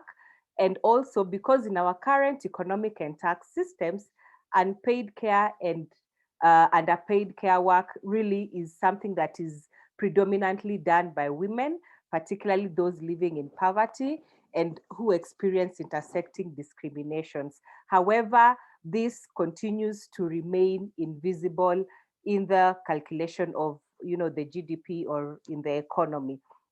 And so, as has been mentioned by previous speakers, the pandemic has brought the issue of care work to the fore and highlighted the need for us to really relook and to rebuild the social organization of care, to look at the degree to which our societies are sufficiently structured to respond to such a crisis so that women do not really bear the brunt of care responsibility falling disproportionately on them.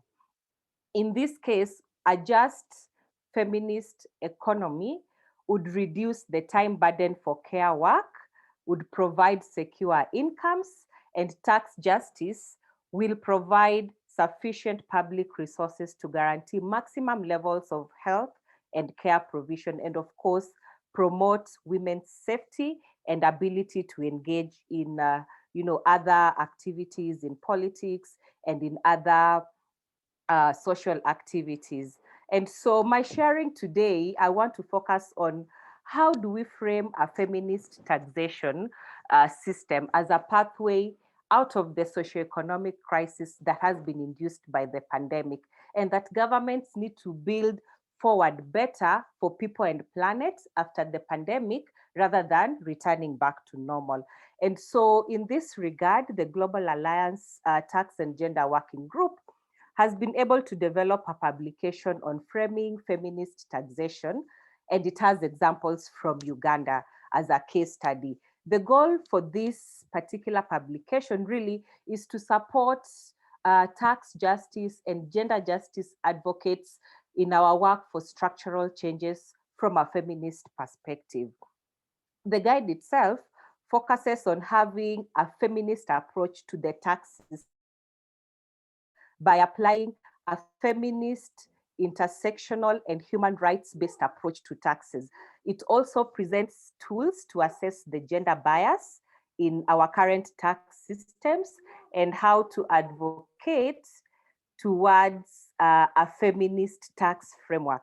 So having a tax system that upholds human rights and enables substantive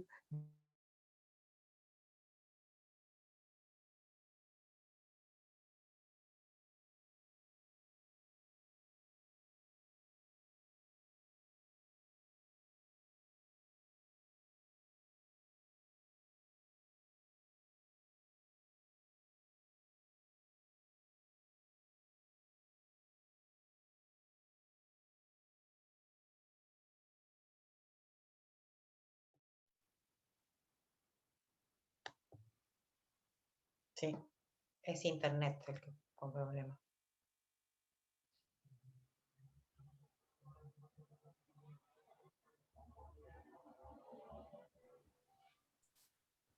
I think we lost her. Oh, no, ahí la perdimos. Se cayó, ¿no?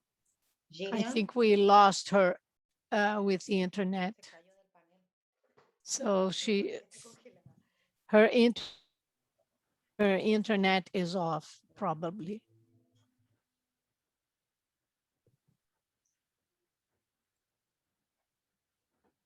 Sí, creo que la perdimos, compañeros. Yes, I think we lost her. Her internet didn't come back. Eso pasa. This happens sometimes.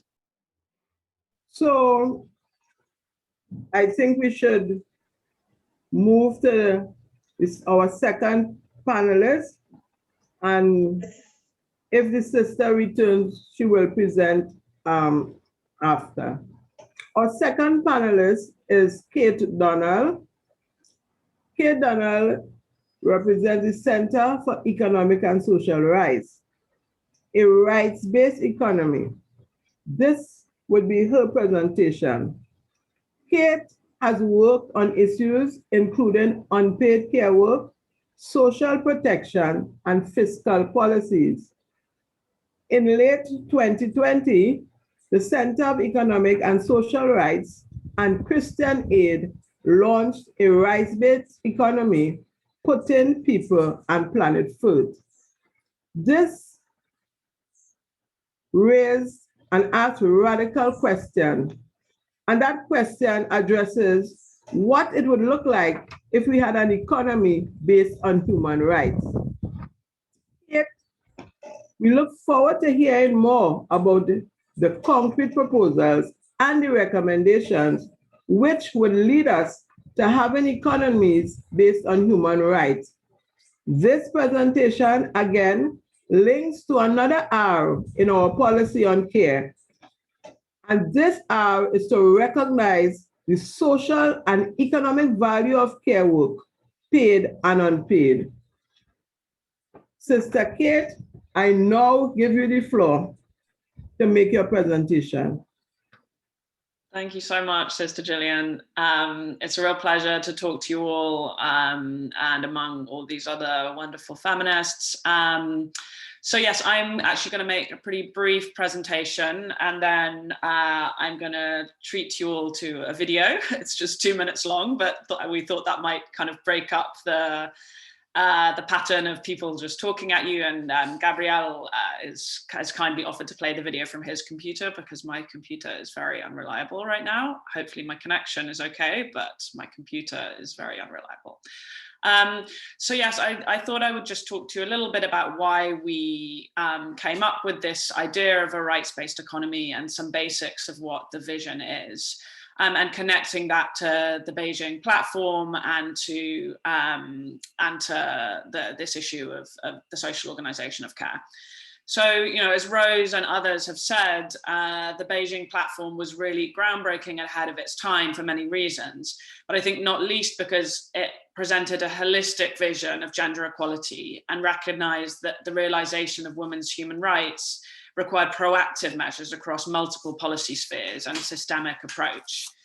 It recognized heavy and unequal burdens of unpaid work as a barrier to gender equality and to women's full realization of human rights. And it gave great emphasis to economic rights, including mentioning the relevance of tax systems and the need for gender-sensitive reform of economic policy. But in some ways, Beijing was a high point, and we've had to spend a lot of time since then simply defending or even relitigating the gains that were made there. And this is because, of course, of the backlash from patriarchal regimes and patriarchal interests, but also the entrenchment of neoliberal orthodoxies in economic policy over the last few decades. So at CSR over these decades, we've been doing a lot of work with partners around the world, including in the labor movement and the feminist movement, and in countries as diverse as Ireland, Brazil, Spain, and South Africa, fighting austerity policies and fiscal systems which entrench rather than attack inequalities. And then, so around a year ago, we decided that we wanted to build on this work, and we decided that one of the most important tasks for human rights and economic justice advocates was to fight what I would call the battle of the narrative. So over the past 30 years, I think the stewards of the neoliberal system, they may not have had the evidence or the ethics on their side, but they have been very, very successful at crafting a powerful narrative. And this narrative, of course, is the one we've all heard, the narrative about a rising tide lifting all boats, about equality of opportunity being enough and pulling yourself up by your bootstraps, about free markets and personal responsibility, and the deserving versus the undeserving poor, and about the public and the private spheres being separate, and about care work being the idea that care work is unskilled and not worth paying for or counting in economic systems, and about the efficiency and the value for money provided by the private sector. And our colleague, the other Kate, gave a very good debunking of that efficiency in her presentation earlier. So this neoliberal narrative is very powerful, it's very persuasive, but it is definitively wrong.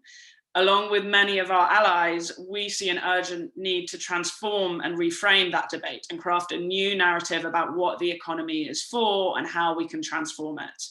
So, and of course, this is building off and drawing from other progressive visions of economic justice towards this idea of a rights-based economy.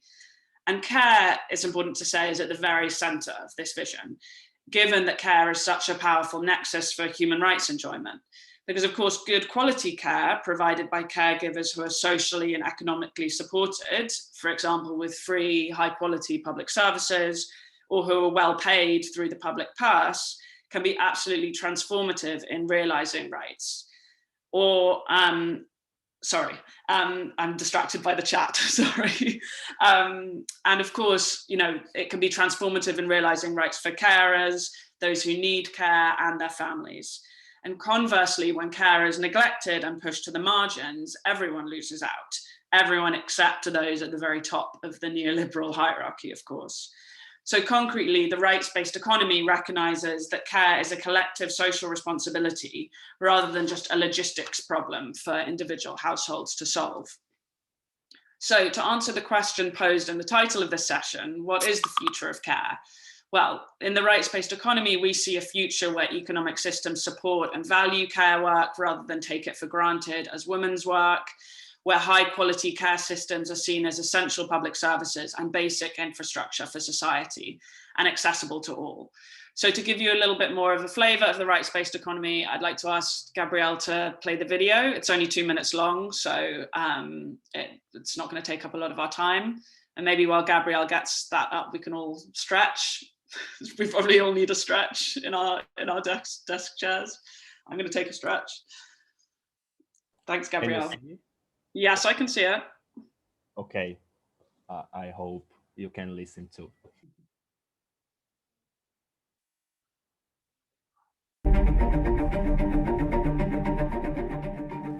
What would our world look like if we prioritized people and planet, not profit and plunder?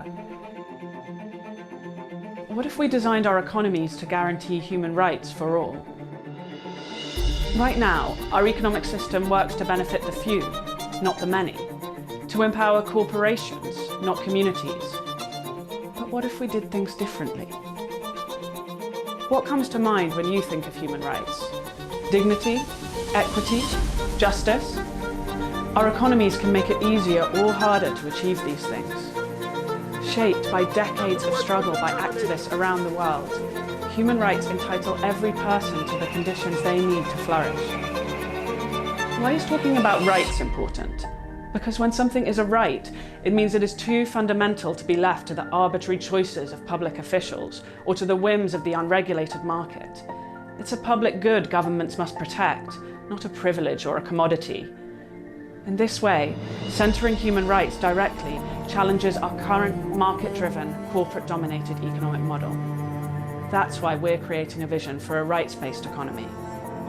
In a rights-based economy, success would mean providing a dignified life for all people and dismantling inequality, fostering solidarity instead of competition between individuals and between countries, respecting planetary boundaries and working in harmony with nature, advancing economic and environmental justice on a global scale and redressing historical wrongs.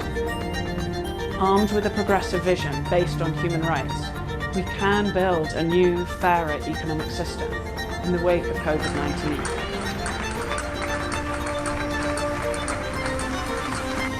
If you want wealthy people and powerful corporations to pay their fair share, if you think care work should be valued and supported rather than taken for granted, if you demand living wages for all and public services in public hands, join us. Read the report by the Centre for Economic and Social Rights and Christian Aid and help us to build a blueprint for a rights-based economy.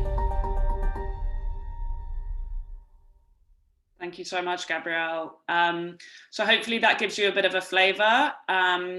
But just to say, this work of building a vision for the rights-based economy is very much a work in progress, and it's a collaborative journey. So I very much invite you all, if you're interested, to contact me and kind of help us build this vision. I'll post my email address in the chat. So it's a pleasure to be with you all. Thanks. Over to you, Gillian. Thank you.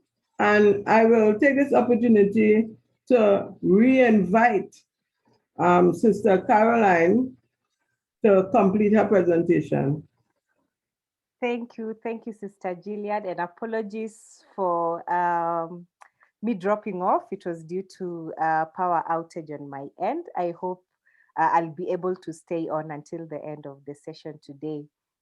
So to save on bandwidth, I'll not turn on my video at this point, but I'll continue from where I stopped. So I was talking about this feminist taxation framework that the Global Alliance has been able to put in place together with other partners.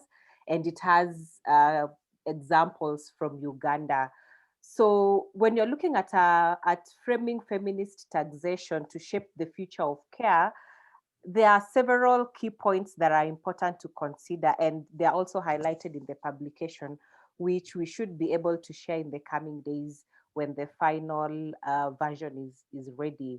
That's number one, the current socioeconomic crisis that we are witnessing, as has been said by others, is something that is rooted in an extractive, neoliberal, neocolonial, and patriarchal models and systems of oppression that have continued to create these systemic and structural inequalities that during this pandemic are, being entrenched and really impacting the hardest on the already vulnerable populations, particularly women at the hardest hit because they make up the majority in unpaid care, precarious work, low paid and domestic work.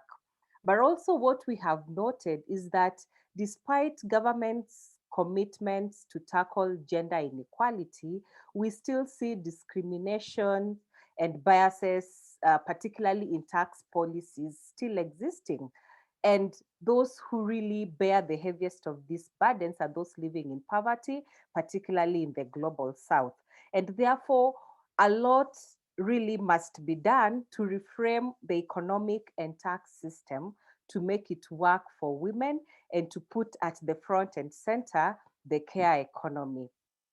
Thirdly, the existing gaps in insufficient social protection systems that have largely excluded informal workers and care infrastructure have contributed to intensifying care burdens for women, reinforcing the patriarchal gender norms that we have seen over time.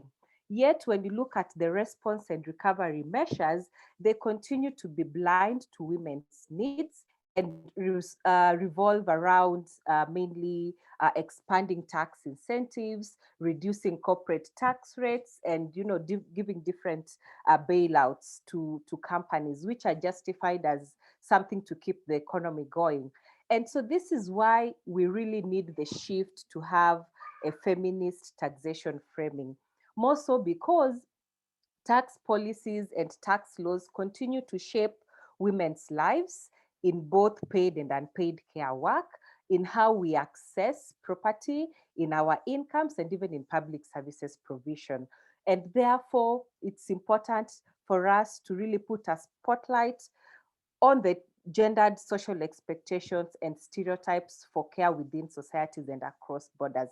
But as has been mentioned before by other speakers, when you look at the national and international taxation frameworks, they really tend to see taxation only from the revenue raising potential rather than the redistributive perspective.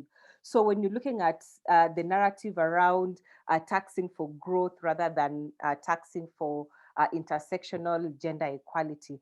And also in terms of the billions of dollars that are lost through illicit financial flows, the overall burden therefore of regressive taxation and reduced domestic resources disproportionately falls on women, who most of the time account for a larger proportion of those living in poverty and those who take up unpaid care and precarious work, as well as low paid and domestic work.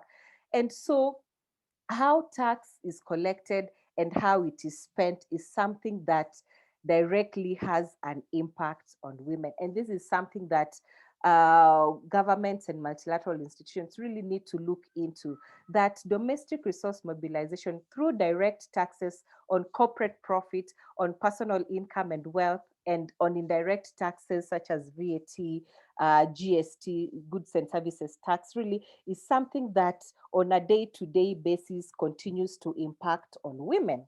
And therefore, in conclusion, as I conclude my sharing, it is now more urgent than ever for the implementation of structural reforms that uphold redistributive justice, including equal and progressive reforms in tax systems to uphold the social organization of care needs to happen now.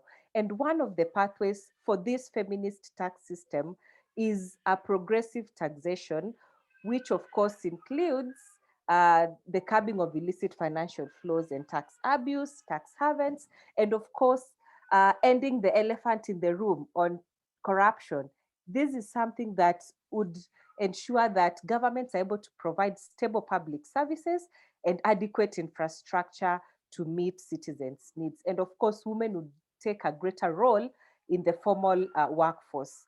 And so when you look at a progressive tax system, it is a system that will allow women to take on paid work outside the home to improve on the well-being of communities. And so lastly, some of the demands that we speak to during the global campaign that I mentioned at the beginning include that governments need to ensure that tax and fiscal policies recognize, represent, reduce, reclaim, and redistribute, as well as reward unpaid care work.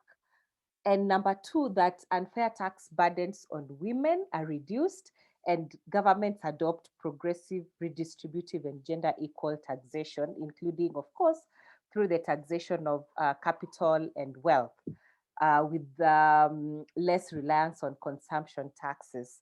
And most importantly, that a UN global tax body is an entity that needs to be put in place to ensure equal taxing rights for all nation states and to also contribute to the international standard settings on tax rules to stop all forms of tax abuse by multinational corporations and the wealthy elite. So I'll end it there and hand it back to you. Thank you. Thank you very much, Sister Caroline. I am sure each of the participants was pleasantly happy that the electricity came back so that you can give your sterling presentation. I want to thank both presenters so far, Sister Caroline and Sister Kate. What we have recognized that without a doubt, there is gendered impacts when you look at tax and women.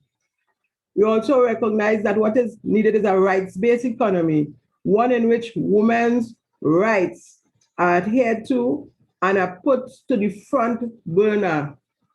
Also, we recognize that in terms of care, in this social reorganization of care, we have to value care, literally.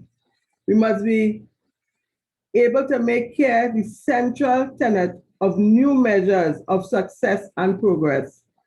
We have recognized that this neoliberal economy, it has devalued, exploited, and taken for granted care work, which is overwhelmingly performed by women.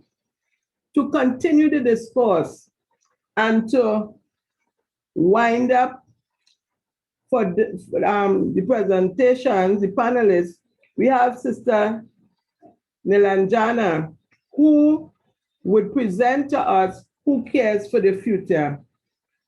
This sister is head of global engagement at Action Aid International. She has worked in a number of capacities in Action Aid, including that of women's rights policy and campaign coordinator. She conducts feminist macroeconomic policy campaigns on gender equality, including work on HIV pandemic and women's rights. This presentation will focus on two of the R's of our policy: redistribute care work among all family members and workers, changing the sexual division of labor, and reclaim the primary duty and responsibility of the state to provide public care services and develop care systems that transform gender relations. I now present to you Sister Nilanjana. You have the floor. Thank you so much, my sister Gillian. Thank you very much, and very excited to be here. I'm just going to quickly, I know we are short on time, so I'm going to quickly sort of speak to the financing piece of the reorganization of care. As Action Aid, we had done a report on precisely that, which is who cares for the future, financing for public services. And we had sort of looked at the impact of and this is pre-COVID, just that, and that's really important to say, this was pre-COVID, the impact of the new debt crisis, which was emerging especially on the continent, but across the global south, as well as IMF conditionalities and coercive policy advice to countries in the global south. And the main aim of the report was to make the case that macroeconomic conditions and fiscal policies have a direct impact on women's paid and unpaid labor, and by extension, fulfillment of a whole range of human rights, women's human rights that are sort of enshrined in the Beijing Declaration. And our sort of focus is on, we also looked at deficit targets and inflation targets, but I'm not going to speak to those. I'm just going to speak to the loan conditionalities and debt, and how we need to have an inter-sectoral and inter-movement, cross-movement, including unions, of course, challenging of both IMF conditionalities in the global south, as well as the debt crisis, growing debt crisis in the global south. So we looked at 56 countries that to analyze what IMF was saying, especially on the wage bill targets. And with the wage bill targets, we found that after a review of the IMF country documents, so no matter what they say in terms of rhetoric at the international level, what our report found was that nearly 80% of the 56 countries, low-income and middle-income countries that we reviewed, nearly 80% of them will not see any increases in public sector workers. And we know that we cannot have a reorganization of care if we don't have public sector workers, and if governments don't spend on the wage bill. And I think Kate Lappin had also sort of spoken about this. And the impact on women is that the immediate impact on women, of course, and women workers is that the limiting, freezing, or cutting of public sector wage bill has reduces the capacity of governments to offer public services. So women don't have access to public services, and it raises unemployment rates. And both have a disproportionate impact on women who generally fill in the gap for absent services. Again, this has been referenced, and who make a substantial percentage of workers who are subjected to layoffs, outsourcing, and reduction of benefits. And these are some of the major fights that unions are fighting across the world, but especially in the global south. And we have to remember that these are not localized issues, and so therefore the struggles cannot be localized struggles, because these are IMF sort of policy conditionalities that are being imposed across the global south. So this is a common struggle across our different regions. In terms of debt, we found that we looked at about 60 low and middle income countries who spend more than 13% of their revenue on debt servicing. And there is a debt cancellation and debt restructuring campaign that has been going on, and we have to all join those campaigns, because without the finances that are governments, because they're spending so much money on debt servicing, they won't have the finances to fund public services. They won't have, and they will have to be subjected to these loan conditionalities from their creditors, as well as international financial institutions. We found that in about 30 countries, with over 13% of their government revenue going to debt servicing, real public spending per person fell by about 6%. And in countries with debt payments under 13% of government revenue, public spending per person grew about 14%. So it makes it really, really clear that higher spending on debt means lower spending on public services. And this is a really critical sort of piece of the loan conditionalities, austerity and debt going together. And again, I'm saying we need to sort of have a cross movement, cross global south, global north movement around these two issues. We found that several countries, especially on the African continent, were spending more on debt servicing than they were on health and education combined. And many other countries spend the equivalent of over half of their total budget for health and education just on servicing debt. And really importantly, what we had calculated was how much extra money countries would have. And they could add to their overall budget for public services if their debt servicing was reduced to a threshold of 12% of government revenue. So if we found, for example, Bangladesh in Asia and Ghana on the African continent would each have about 5 billion to invest in public services every year. And Kenya would have about 4 billion in a year in extra revenue. So we have to have this, of course, we have to push for progressive taxation and a push back on regressive taxation, but as well as look at how debt is destroying the ability of governments to fund public services, and how IFIs, international financial institutions, are squeezing our government's ability to hire nurses, teachers, health workers, and those who are at the front line of responding to the COVID pandemic right now. I'll just speak to the newest report that Eurodad has released, which says that, which shows that under COVID, the COVID conditions, we have seen a massive a transfer of money to creditors through the debt crisis. So we're looking at a net negative transfer of external debt servicing by developing countries close to US 194 billion in 2020. That's the sum that we're looking at. And if we can look, and if we can think about debt cancellation, that's the money that countries have to sort of invest in this reorganization of care. With also remembering that with more debt and no relief in sight, developing countries will be forced to implement more and more austerity measures on an unprecedented scale. So primary expenditures are projected to contract to below the pre-COVID crisis levels in at least 70 countries by 2025. So we're looking at another 4 years of austerity and looking at public spending being contracted in about 70 countries.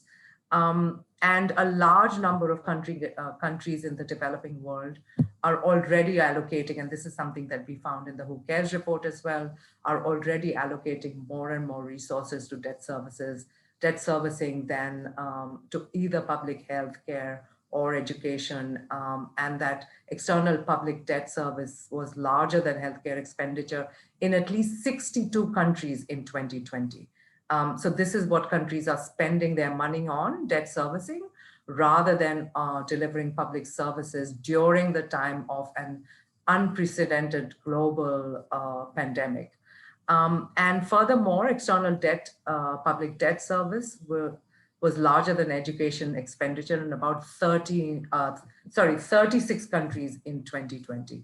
So what we have to remember, and I think Gillian, you had already sort of mentioned this, that under neoliberal capitalism, the shrinking state and its shrinking purse, especially in the global south, has meant drastically diminished financing for public services and or privatization by stealth through public-private partnerships that Kate had referenced. And with defunded and decrepit public services across our countries, all social reproduction responsibilities of the state, whether it's public education, health, transport, housing, care, have either been privatized and commodified, and its workers, mostly women, living in precarity and with low wages and no social protection and no labor rights, these have been transferred to women under these conditions. And COVID-19 has sort of showed us how absolutely sort of essential this work has been, that others have referenced, and our sort of focus has to be, the reclamation of the public sector. We have to push back on this public wage bill caps by the IMF, and unions have been doing that, and the international level, but we need feminists, we need social justice organizations, all kinds of movements to join that, and anti-austerity and anti-debt servicing, maybe a debt cancellation, massive debt cancellation movement at the international level to actually fund the public services that are needed for the reorganization of care that we all want. I'll stop there. Thank you so much. Thank you very much. And I would like to thank these three powerful women for their presentations, and thank Global Alliance for Tax Justice, Center for Economic and Social Rights, and Action Aid. What we can pull together from the three presentations is that this social reorganization has to begin with political action, and political action that forces accounting for care services as a cost to understanding them as investment in a healthy, flourishing society. From dismissing care as a matter for households to deal with in a private sphere to understanding that it is a collective social responsibility and a public good. And finally, from seeing paid care work as unskilled labor to recognizing it as a valuable skill and compensation for such. So, sisters, you have driven home the point, and we will now take some questions. I have 3 questions that I would want to pose to you. And if there are any other questions in the chat, in terms of managing time, I will ask that the panelists answer those on the chat if possible. So my first question is to Sister Caroline. And the question would want you to develop more on the strategy in building concrete national experiences in joint forces between feminist movements, the tax justice movement, and trade unions. And you have 3 minutes to further develop this point. I think a minute and a half. Because I was directed, we have 3 minutes for the 3 questions that I have, so 1 minute and a half, and let us see how we can develop that question. This is a very important one, because if we have to build political action, there must be a joint mass movement. Sister Caroline.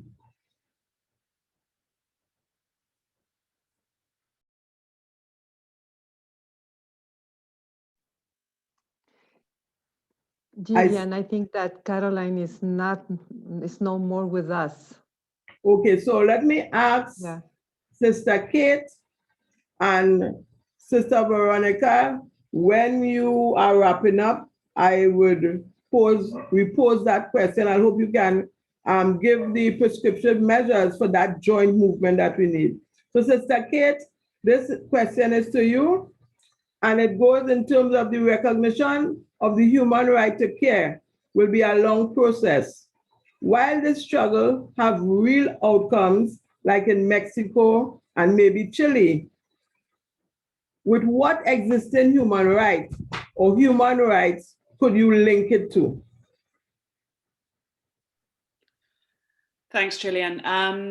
So I'll be really quick because I know we're short of time. I mean, I think the right to care is really linked to almost every human right. I mean, it's the, the right to life, the right to health, the right to education, the right to decent work with decent wages and equal wages, the right to political participation. We know that often heavy and unequal burdens of unpaid care work restrict women's ability to attend, whether it's community meetings, to attend community meetings or to run for parliament, whatever it might be. So I really think that, almost every single human right that we can think of is engaged in this issue. And that's why I do think it is such a crucial human rights issue that really, unless we tackle the issue of care and we really confront the need to transform the way we organize and distribute care, we won't be able to realize women's human rights in a substantive and meaningful way across all of our societies. So I really think it's a kind of it's a very holistic problem. And in terms of the kind of cross-movement organizing, just very quickly, I mean, I really think this is the key. You know, we need to get better at working across these movements, across the human rights movement, the feminist movement, the environmental movement, the trade union movement. And I think, you know, there's several steps that we have to take to do that. You know, we need to find the time to do it. We need to build the trust. We need to, and I think events like this are very important for that. We also need to kind of work on a shared language, because sometimes we don't use the same concepts and the same discourse and the same language. So I think like all of those efforts are really crucial to build this joint struggle and these joint solutions. I'll stop there, thanks. And to our final panelist, Sister Nilanjana, could you elaborate or reinforce the way on moving forward from a care economy discourse to a social organization of care discourse? Very good question, Gillian. I think we have to look at a language of putting care at the center of our economies, our politics, and our life, and as well as the environment. And I think we haven't talked enough about how care is central to sort of, you know, a sustainable environment, ecological justice, even, you know, even the fact is that if we have if we sort of, you know, remove the subsidy that women have been giving to neoliberal capitalism, then there is a greater chance of, you know, dismantling an economic system that is both destroying the planet and destroying its people. So I think it is a very good question. We have to think about it. We have to move away from just the care economy. I think the human rights approach is a good approach. We have to look at that, but we also have to look at the struggle against neoliberal capitalism, which is, I think Caroline was talking about how it is entrenched in racism and neocolonialism as well. And that's the sort of, you know, broader picture that we have to take along with climate justice and ecological justice. Yeah. Thank you very much. And once again, I will take the opportunity to thank the panelists. And we know we are nearly to the end. We have conclusions and wrap up. And to do this, I want to introduce Sister Montufar, PSI's Equality Officer, and Sister Veronica. You have the floor. Muchísimas gracias, Gillian. Thank you so much, Gillian. I think that it has been a very strong panel with many messages. Most of all, it places us in this new moment of uniting strength and building a global movement that will allow us not only to think in this transformation of the discourse, but ensure that it becomes a real fact. I would like to mention some issues that were mentioned by our sisters in our panels. And I would like to start with the thanks.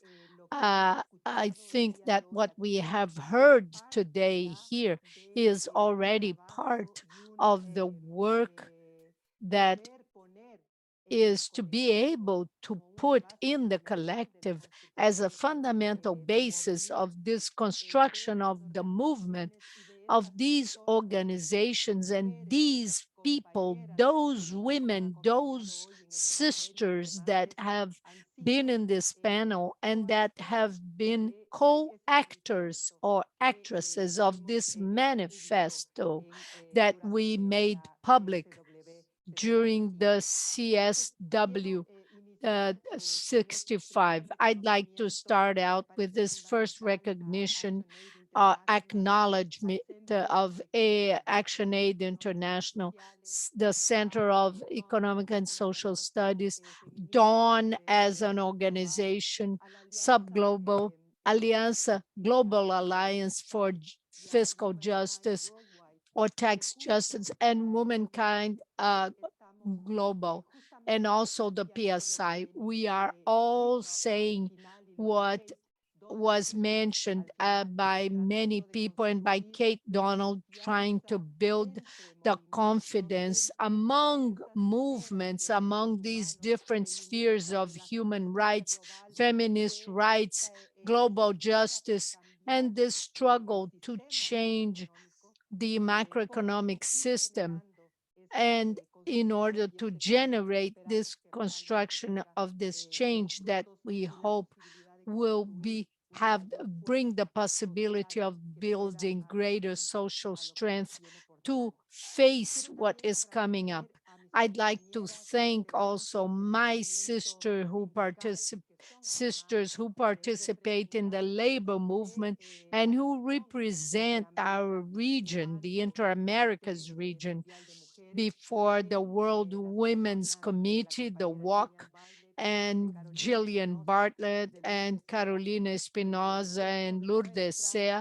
This demonstrates that the labor movement and the women that are trade unionists, besides fighting for legitimate interests of the women workers in public services, we are also in the front line of the struggle for equality, gender equality, and for the struggle to have equal access to public services that will allow us a new generation of social justice and public services for all. We know that this political direction within the PSI allows us to have this advancement and these meeting with other movements and in alliance with other movements that are represented here, and also the recognition of the FES Foundation for recognizing and supporting us on this link among the generation of knowledge, the research, and the struggle to get more representativeness and our social political representation in the labor movement. This has been demonstrated in this panel. I would like very briefly to mention some of the points that were mentioned and that I think that they make it possible to have the conducting line or guideline to continue. First of all, the fundamental concept of care that the platform of Beijing already had, but now we are contributing with a new concept, a new dimension that is more integral regarding the social organization of care, the need to generate from this point the nexus, the entrance to place and locate not only in the trade union agenda, but in the feminist agenda of transformation, this integral view on care, which allows an economic view, but fundamentally a political view and a view of political transformation, but also manifest that we have still the confidence that the forum of equality is not co-opted, so that the organizations of the civil society are not co-opted and captured by the corporate power. We have seen with not surprise, but maybe with some distrust or mistrust, how the private sector is now completely legitimated as an actor of gender equality. So in this mix and in this heterogeneous civil society, the private sector appears as a great champion of the equality, of the gender equality.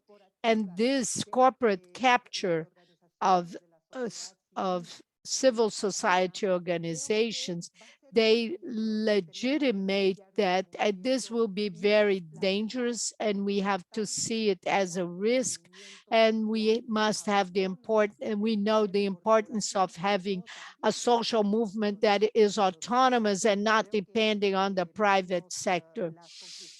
I think that the conclusions agreed upon the CSW 65 deals with this when we look at this view that is restricted and limited to the care issues, and where they are open to this view.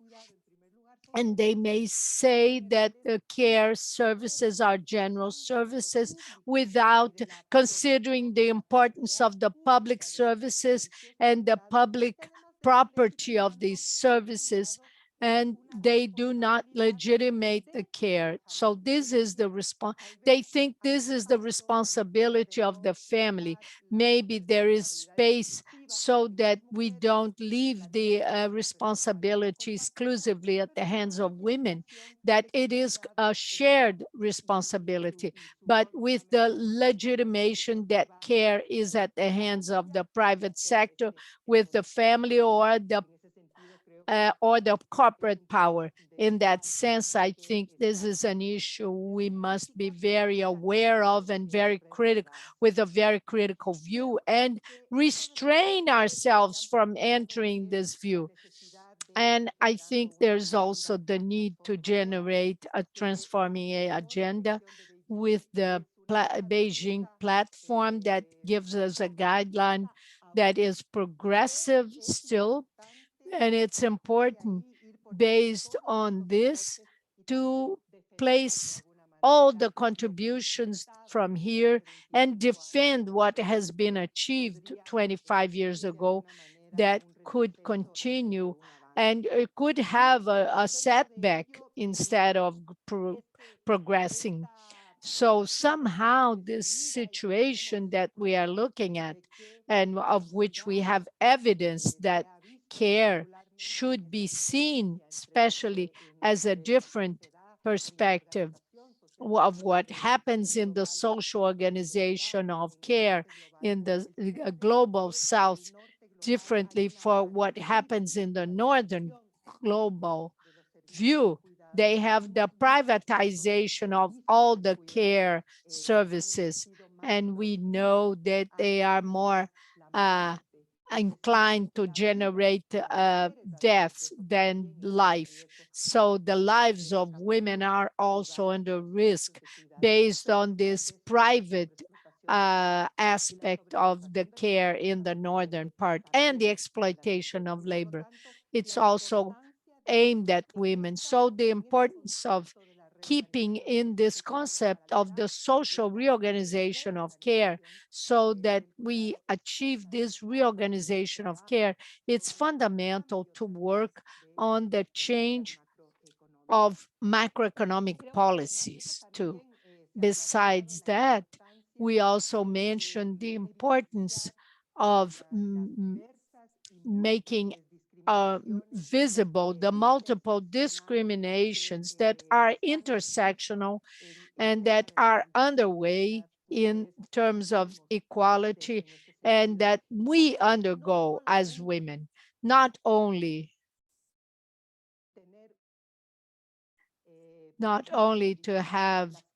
to make visible the faces of women, but the intersectional focus means the possibility of having this generation of policies that will really change and prevent these structural inequalities that we women have, but not only women, but inequality issues should be cut crossing. So that's why we must generate a social force that places this as one of the central issues. The call out to generate trust, strength among the feminist movement, the movements that fight for human rights, that fight for fiscal justice or tax justice, and for the balance between the human beings and nature and the trade unions. I think this is fundamental in order to have a step forward, to give a step forward to this new moment that requires, that the world is requiring. And of course, the views and what was mentioned in terms of proposals that our sisters, in terms of systems with redistributive perspectives for more equality for women, the issue of the struggle for a narrative that will allow us to place care as a social responsibility that is collective and that will allow us to generate a new concept or the progression in the world of human rights on the human right to care that must be one of the issues that will be the banner of this struggle. Finally, say, sisters, that we have ahead of us a long pathway to walk. And as the PSI, the Public Services International, we feel very strengthened to count on other movements and other generation of proposals that will allow us to have our actions and our pathway. And we want to continue to invite you to continue with the struggle, strengthening what we manifest for the reconstruction of the social organization of care and build a global movement able to generate this transformation. And with this, I would like to ask Corina and Kate Donald and ask Nick Langela and Lee and Caroline and Rose are not no longer here, but maybe Ais is there representing the Global Alliance for Tax Justice. If you have any more contribution for this pathway we are constructing, and that we already have given some steps forward. So we have to do, what we have to do now is try to consolidate it and give a new intelligent perspective about how to continue to strengthen this social force that we are already building. So Corinda, Ni, Kate, Elise, I give you the floor. Thank you very much. Thank you, Veronica. I'd like to join to the whole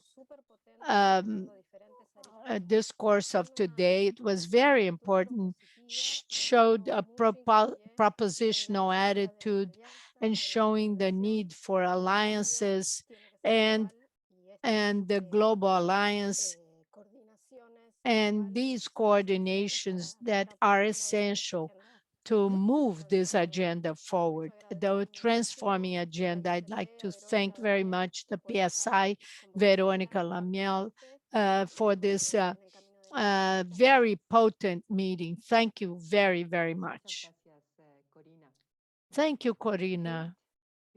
Kate, please. Kate Donald, I don't know if she had to leave. Yes, she had to leave us. Ni Lanjana. It's Thank very you so late much. in the evening for her too. Yeah, maybe not as late as Kate. as Kate Lappin, but yeah, I just want to say thank you so much. I think this is a conversation we're going to continue to have. We've been collaborating, in different ways, and we should definitely continue to have these conversations. It would be also important to bring in feminists in the climate justice movement. I know Dawn does climate justice work. We are also doing climate justice, and we're sort of looking at a feminist, just and green future, which is sort of bringing care at the center of, and care work is climate justice work. So I would say that we should definitely, there are more people to bring in, and more movements to bring in, and keep these conversations going. It is the life-making agenda, the care agenda. So yeah, that's what we should keep doing. And thank you so much to PSI, and especially Veronica, our comrade and sister, and others at PSI as well. Thank you. Muchísimas gracias. Laís, ¿quieres decir algo, compañera? Thank you very much. Laís would you like to say something? Yes, I think Carolina is not connected, so I'd like to thank all of the panelists and the organizers for such an important panel with such relevant discussions, and for the opportunity of continue to strengthen the cooperation of such diverse movements, and for all to continue to follow up the Global Alliance for Tax Justice, and that we will launch a feminist movement of view, and you should continue to follow us up in the social media. Thank you very much to all. Our mission has been complied, so I give the floor to Gabriel. Please, I give. Thank you, Veronica, for all your contribution, and thank you all the sisters that were with us, our trade unionists, sisters, or from the civil society from all over the world. And thank you all very much, and all of the people who are watching us. We know how hard and with how much work this month of May. Now we are at the end of March with 3 hours of deep discussion on the issue.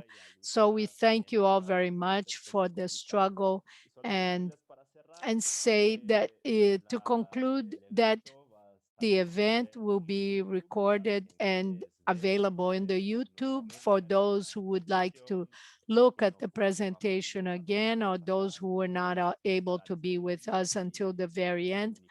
We will be available, and then you can see it. And we are going to have a note in the PSI site with the materials that were mentioned.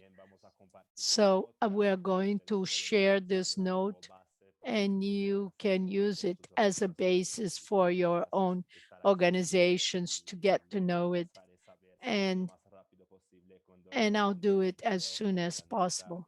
The video, the notes will all be available in our site. Thank you very much. And we hope you rest. We have many countries here. Take care. I imagine that no country is as bad as Brazil, but Latin America is also in a very difficult situation. Take care.